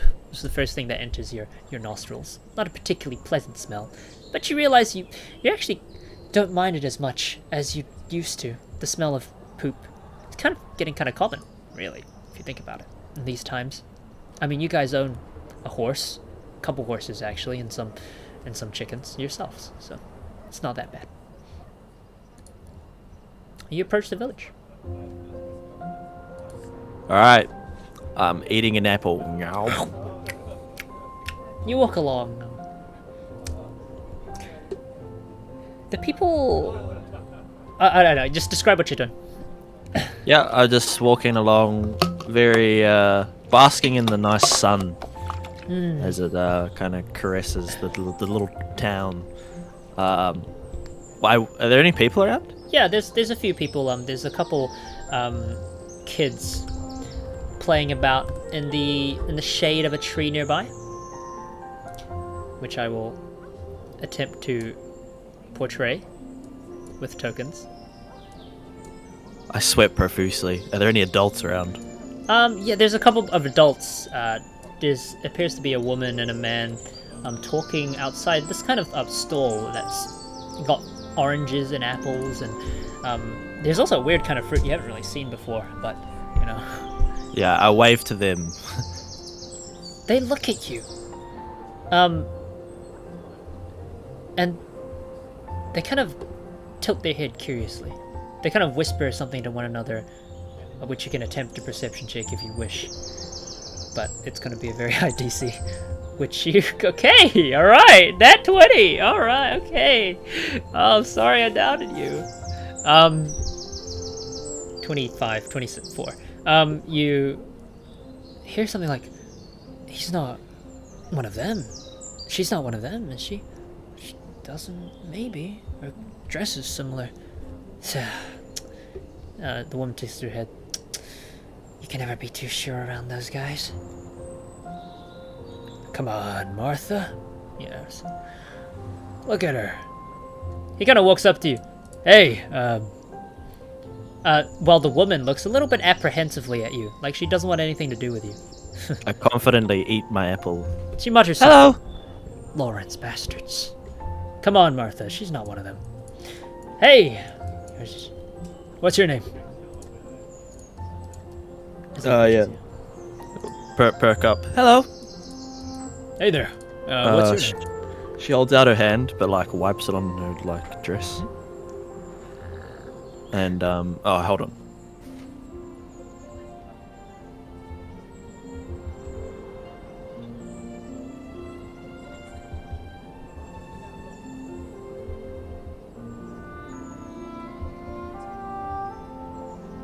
I'm back. Yep. So yeah, eat the apple. I got apple juice on my hand, so I wipe it and hold my hand out to shake. Oh, I'm Don. Dawn. That's a beautiful name. My name's Travis. Nice to meet you. Terrence. Terrence. My name's Terrence. Nice to meet you. No way, dude. No way. Travis and what's with Luca. you and like kind of first side character? Like, what was the guy's? I think the guy's name was Terrence with black and white as well, Terrence, wasn't it? yeah. You should make this guy Terrence, surely. Wait, no. I want to make Terrence. I'll actually make him like appropriately.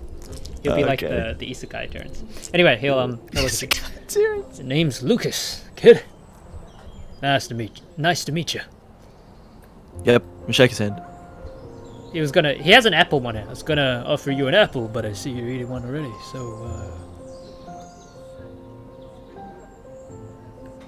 I look you at him want like, it anyway? doot. I kind of tilt my head. I've never seen those before. I point to the fruit that I don't know. Oh, Ian looks at him. Those are peaches. They don't... As you get a closer look, they kind of look like peaches now that you think about it. The color's a little off. Looks a little more yellow than a peach should look. I don't know. What do you make of it? I accidentally blurred out, "Those aren't peaches." Hmm? He blinks his eye. He laughs. You're a funny one. Because they are. Yeah, I get profusely sweat. Oh, right. Maybe peaches are different in this world. Wait a second. Death Note monologue. The mother kind of looks... Oh, but the woman kind of looks at him. Ask her if she's a Lawrence. No, I'm not going to do that. Anyway, kiddo. Wait, did I hear that? Yeah. Wait. I don't... Wait. Well, what's my last name? Is it Lawrence? No, it's 𝓓𝓾𝓮𝓽. What the... You're... Lawrence? Who's that?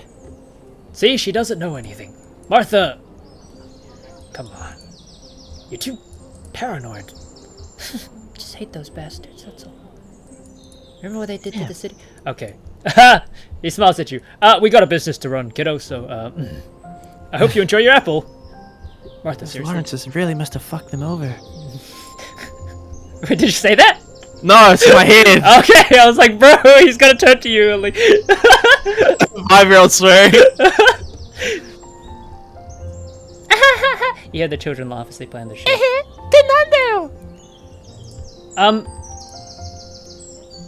You continue? Yep. You continue along the path. But something catches your eye. It's a boy. He's chilling on the side of the road. He appears to have this cup in one hand. It's filled with coins. And he's kind of looking down, and his clothes are kind of dirty, especially at the back. He's got this pendant on, and he's looking solemnly. He's got his head down.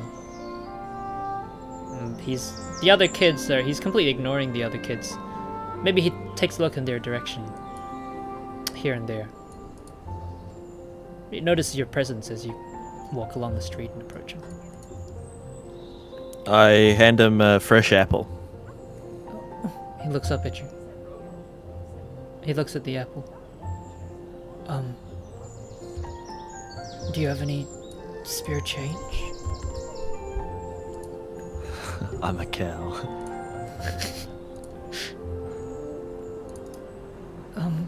No, but I have food. And there's like a cut to like my inner monologue. That's right. I know you want that change for drugs. That's why you give homeless people food. He looks at you. Thanks, but he looks. My mother's really sick, and we don't have much money. I don't think an apple will do her any good. I just need some money to buy her some medicine. I turn away very quickly. Damn it, the old trope of the sick family member. Can't actually tell. Turn back around. Do you have any money? He looks at you. I can't tell if he's lying. 9. I mean, you can't really think of a reason for him to lie. Maybe he likes money, but... I don't have any money, eh? No, you don't. Alright, I pull out my pockets. Sorry. He looks at you. And lets out a... Useless. As he kind of... Oh my gosh. I get the like, huh? With the white eyes? Can't believe people who, like you, don't carry money in your pockets. But put hands on You look hips. rich as hell. You look rich as hell, man. He looks... But your mom's not even sick. She's dead. Kind of smiles. Whatever. I was lying about that. She's fine. I brandy the apple in his face. The one that I'm eating. Wait, what? What do you mean? Oh, like you shove it in his face. No, I throw it at him so it splats in his face. Whoa! All right, make a dex. Make an attack roll. Make an attack roll. Right next to me. Yeah, so disadvantage then. What? Whoa, ranged thrown ranged attack, bruh. No shot. Yeah, move back 2 meters, otherwise you're gonna make a dex with this. Alright, bop him over the head. Melee with the apple. Okay, make an improvised On the attack top roll. of that. On the top of the head. Alright, make an improvised attack roll. He dodges out of the way. I thought you're eating that. You don't want it? Oh, it slipped. What, now you're gonna hit people too? Sorry, he says, wow, you're gonna hit people as well? I'm like a 6-year-old boy. You're seriously violent as hell, man. Your parents raised you that way? Thought cloud. 6 years old. He's got a tattoo. He looks at you. Well, the hell do you want? You're not gonna give me money. Scram. I put the apple in his cup of change. Dude! He takes it out. Get my change dirty. These are... Yeah, good. Good riddance. And I storm off, like, arms raising in the air, like, comedically. Hope you never eat another apple again. I stick my tongue in him. He turns and he sees a person with a cart approaching. Sir, do you have any spare change? The cart kind of stops in front of him. That little punk. I really need it. My dog's dying and... I shout, I wave. He's lying, don't listen to him. He starts crying. Oh, it's alright, boy. Here, have this gold piece. Dash back up to, don't give him the money, he's lying. The merchant looks at you. What? What do you mean? He said to me his dog's dying. Yeah, and he said to me his mother was dying. His mother's also dying? He takes out 3 gold. Here, have 3 gold pieces.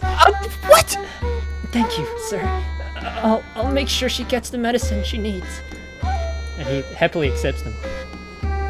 No, kid. May the wind bless you. And he gives you, he gives him a gentle smile. May the wind lead. And he pats him on the head. Well. And he smiles to himself contently, like he's just done a great little service for the entire community, as his horses and him and his goods. I just have like a massive jaw on the ground. He looks at you. See, that's what normal people do.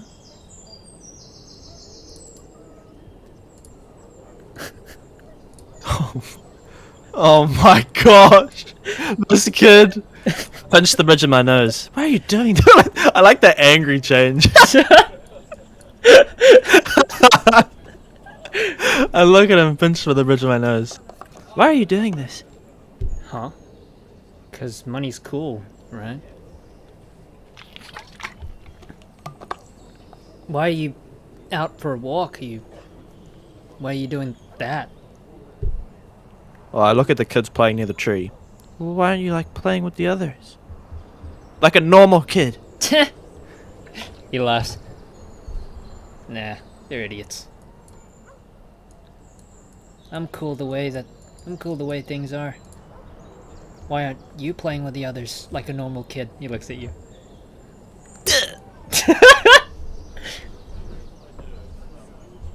I'm on an errand for my father. Yeah, good. Then do it. Then. I briskly turn, nose in the air, and I storm off. He makes sure you're like almost gone this time before he turns around. Do you have any money, sirs? Oh my god! This guy. What's his name? Gale. Well, oh wait, do you ask his name? You probably should. I mean, Nah. if you don't. No, I don't. Okay, well then in canon he's not named. Oh, where am I? Ah, yes.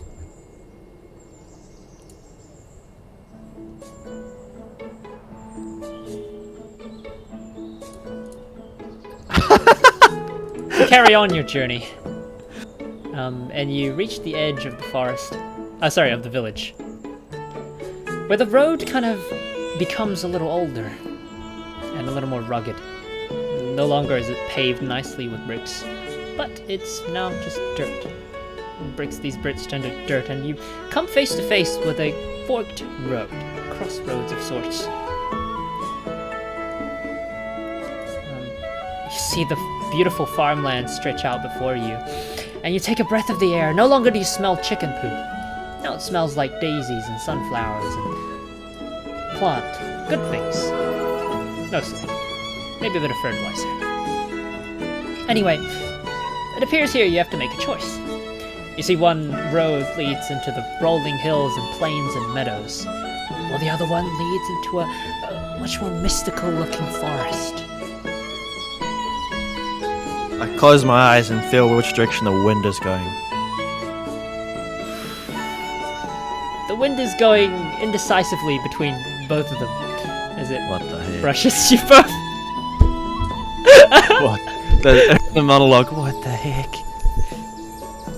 The wind can't really seem to decide, so it seems up to you. Off to the forest. You take the closer route that brings you towards the forest. Oh, actually. Yes? Wait, so the choices of forest and Plains. rolling hills, plains. Maybe the plains is probably smarter. I don't want to get jumped by wolves. Wolves lives in the forests, right? That's her inner monologue. I look at my like 5-year-old hands. Yeah, let's go this way.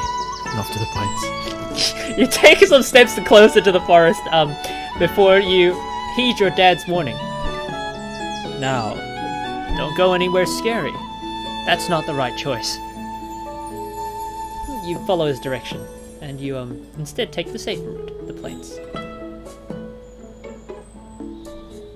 And so you walk towards the plains, rolling hills, and lovely sunlit meadows. You hear the singing of the birds, and the soft, gentle chirping of crickets in the distance. You hear that? Uh-huh. Okay. Nothing like the deafening sound you used to hear back in Japan. Now they sing with a much more refined and peaceful melody. The wind tosses your hair, as if, patting you on the head. And you walk along the road. Some people pass you by on carts. They don't pay you much attention. Some people look at you, give you a little smile as they pass you on the road. You notice that there are people with all sorts of,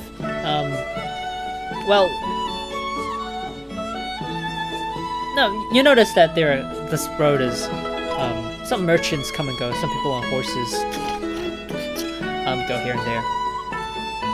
Just further reinforces your idea of 16th century Europe. Nothing seems to be too out of place, and you feel the relaxing, almost the tension lift. You don't have to worry about any of those crazy things you read in the books.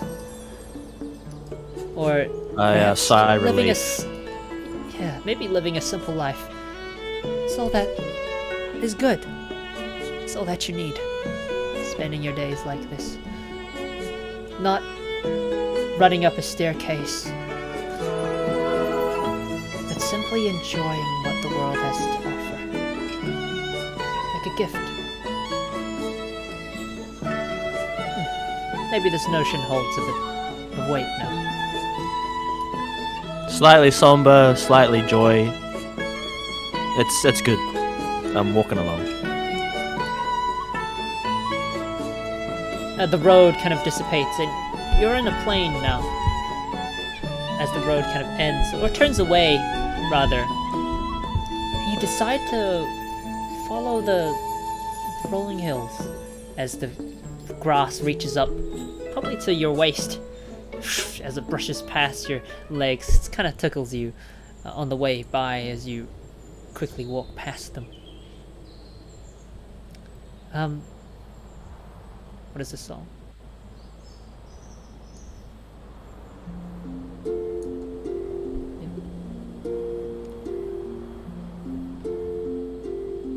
And I guess you get a little tired.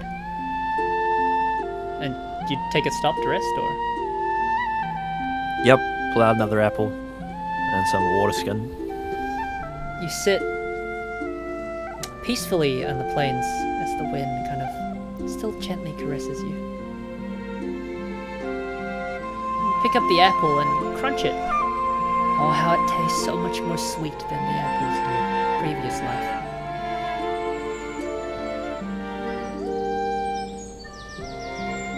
And you remember things, figments from your old life. Your friends, your family, Kirishima-sensei. But they appear to be slowly fading in your memory.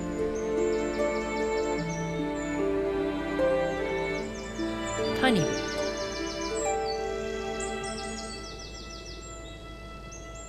I let the apple, I let my arm kind of droop over my knee.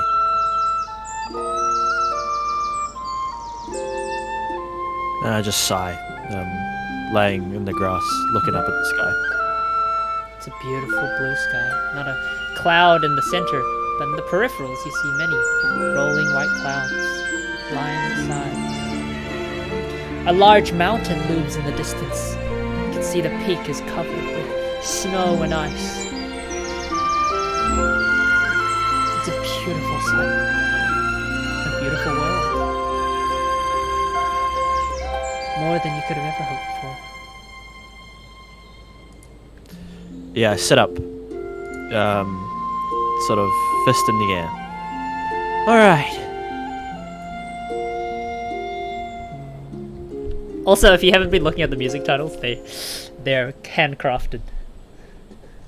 Oh. Dawn, this is my gift to you. The old samurai priestess angle. My gift to you. You continue on your way, having rested well. And you enter a more you turn to go back. Well, maybe, I don't know. What will you decide to do now? I've gone pretty far. I probably Yeah. time to go home. You turn to go back when something catches your attention on the side of your eye. You can hear something, a faint shh, like a shimmer.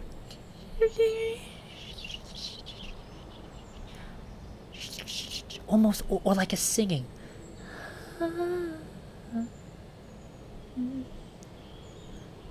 I draw in a sharp breath. Look in the direction. Over the horizon appears to be a faint blue glow. Something irregular. Something mystical.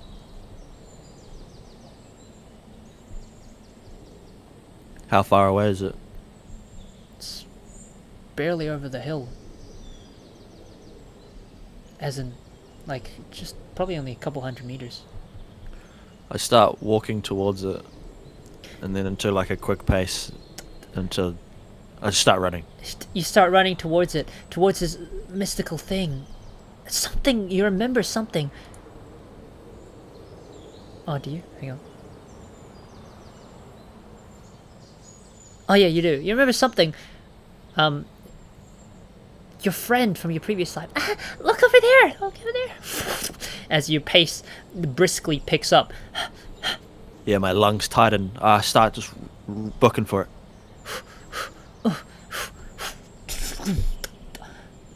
And you reach an area where there's these strange blue orbs that sit on the ground with these luminescent flowers. Ruins of a ancient civilization kind of line this area. Your eyes widen as you can see these almost star-like dazzles upon this old ring, and behind it craters of which appear to have this blue force field upon it. It's mystifying. Whoa.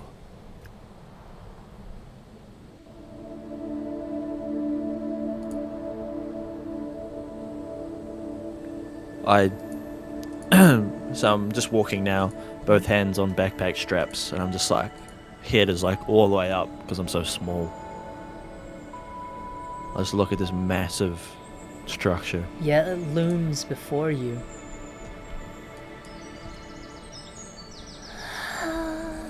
Almost singing to you.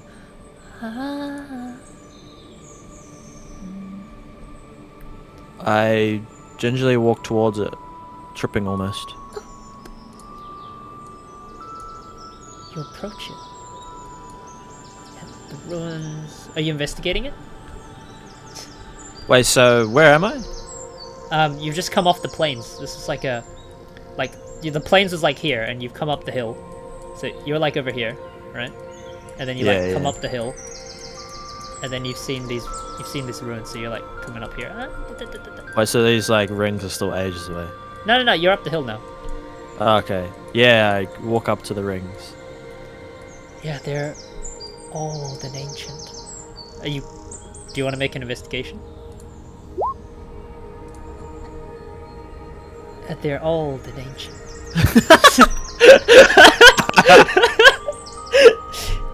And probably magical because unless they have LEDs inside them, they don't glow like that. Yeah, touch one of the rings.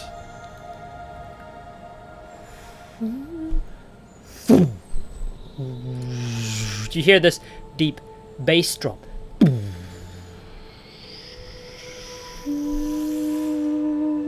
As the ring kind of whispers and the spark of magic flows across the ring. I jerk back. And it stops.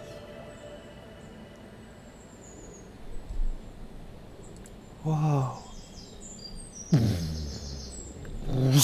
And it comes back from the other side. And you feel the world kind of click in place almost as this deep bass drills through your ears. Oh man. As the gets a little louder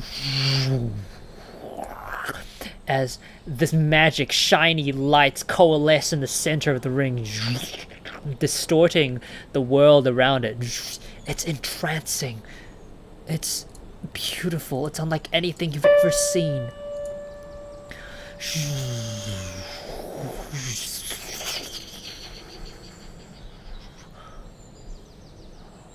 Yeah, the hair on me just whips from the magical presence.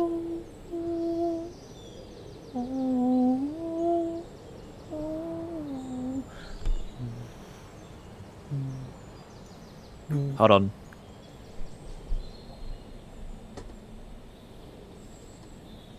Hold on. Yep.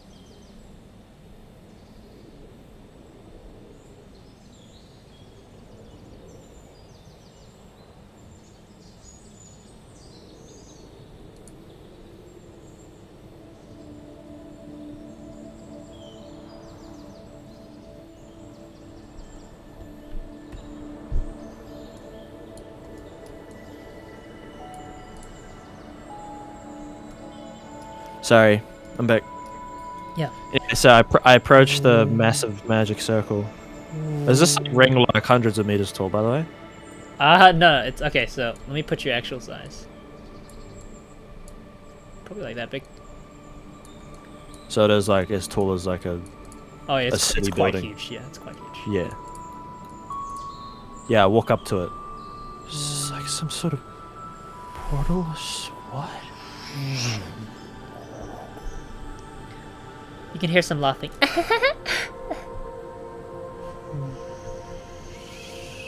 I draw closer to it. You remember the words of your friend. I want to show you something. Show you something. It's just over there. Show me what? I come towards it closer. Kind of envelops you.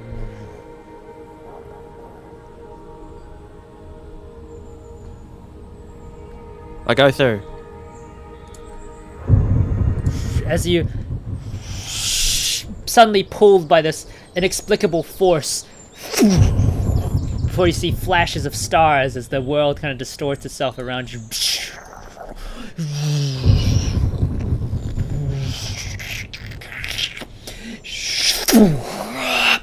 As the world turns purple and you see a sky full of stars, a galaxy, before the world whips. And before you land. Kind of in the shade of a tall cliffs. I think I messed up. Oh no. Did I land in that magic circle No, there? you don't. No, you don't. You're actually over here. Oh, whoops. Haha. What magic circle? Okay. What? Bro, what? Hey, what? Hey, what? Hey, yo, what? Yo, somebody go crazy. Hey, you seen things, dog. Oh, Wait, bruh. you seen something that I don't see. Damn. What you, the heck? You flutter and you land here. On your butt. It hurts a little bit, but not too much. I stand up, brushing myself off, and I look around. As you look behind you, you see the faint portal disappearing. Oh no! Whoa! I scrambled towards the. It's gone, right? Yeah, it's gone.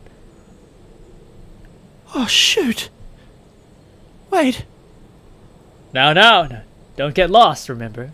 You hear the echoing words of your Yeah. father.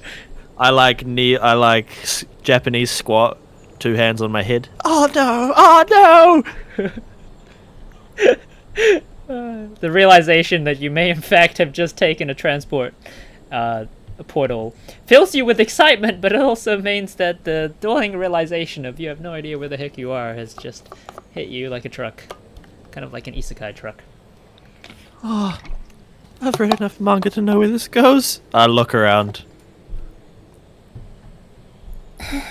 You hear a voice.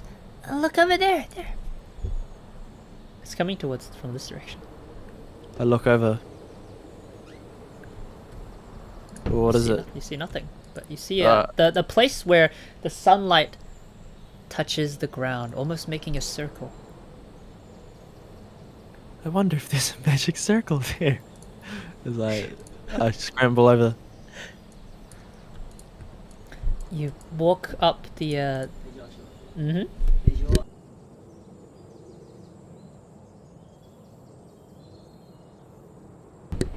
You walk up to it and you climb over the, well, I mean, make me an athletics. No shot.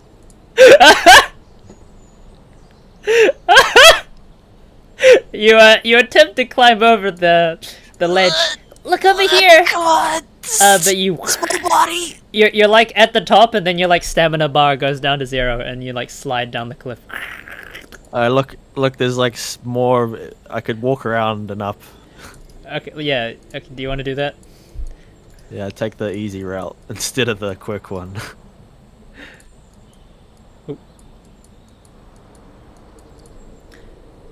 You approach the beam of light. It hits you, dazzlingly. It's so warm. But not like the air around you is cool, but the sunlight is warm. It's a perfect balance as you stand upon the circle. Yes, I was supposed to play this in the classroom. Oops. And then you see a glow. You see a glow beneath you.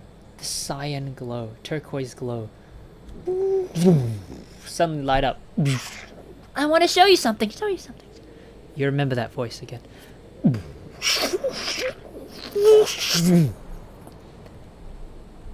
And you look down as the circle glows. Yeah, her hair just kind of lifts from the appearance of this thing. I'm standing in the center of it, right? Yep. There's a wind and updraft that happens. It's slow. And then it becomes faster. And faster. until it blows your skirt and your hair. And you look down and you see you beginning to float. You get a better look of the circle beneath you. As you slowly drift up in the air, it's an uncontrollable feeling. You're like falling upwards as this wind torrent lifts you up. And you hear, this isn't a memory, you hear something. You hear your friend. You hear him sing to you like he did on that day.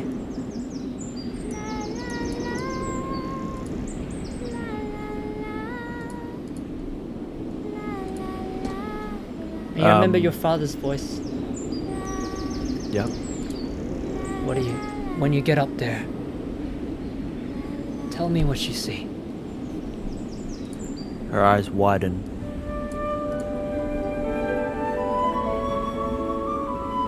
Wait a second. This looks familiar. Wait, so I float above the, Yeah. like... You reach the top of the cliff and what meets you is a magnificent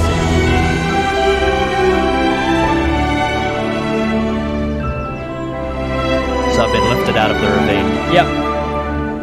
And the wind gently plops you onto the cliff before the wind tunnel dissipates. Yeah, I'm just amazed. Do I see that floating thing in the air too? Yeah, you do. Yeah, I'm just... Whoa.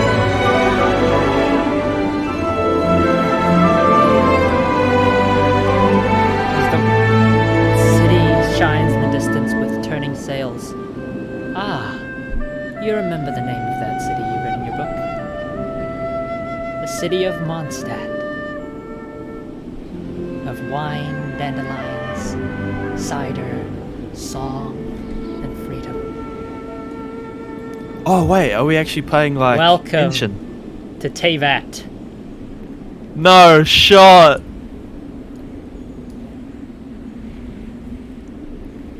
What? That's why you didn't tell me! Wait, Genshin campaign. what the heck? Yeah, I was waiting for the reveal, bro. I was holding it all. I was like, that's the Anemo sign, maybe he's just using it? Yeah. What? Wait, that's why you said if I looked like Lumine it'd be weird. Yeah, that's exactly why I said that. Oh no. You're standing at the edge of a cliff. Oh, whoops. Can I drag you on, please? As you look upon the sight. Wait, what the heck? Wait, no, I should change my asset art. And you hear a voice. I mean, it's not too late, as long as you make someone that look like this. Technically, your canon form hasn't been revealed yet. Yeah. You hear a... Ah! Oh, sorry! Please get out of the way! Ah! It's coming from above you. I look up. No way. There's a shadow covered by the sun of a winged creature, almost like a harpy. No way! Ah! As you make a dex save, please. There's no shot you made a Genshin campaign! You dexterously get out of the way. Woo! But your foot slips on something else as you move to dodge this crazy creature. Ah! She kind of whooshes past you. I'm sorry! And you take a moment to realize that, oh, you're falling again. Ah! As the world comes to greet you as you've just fallen off the cliff as you're rushing down. Oh man. Any final words? Why? Why? Why? Oh, the quote. That's brilliant. Because that was the last thing I said in my previous life too.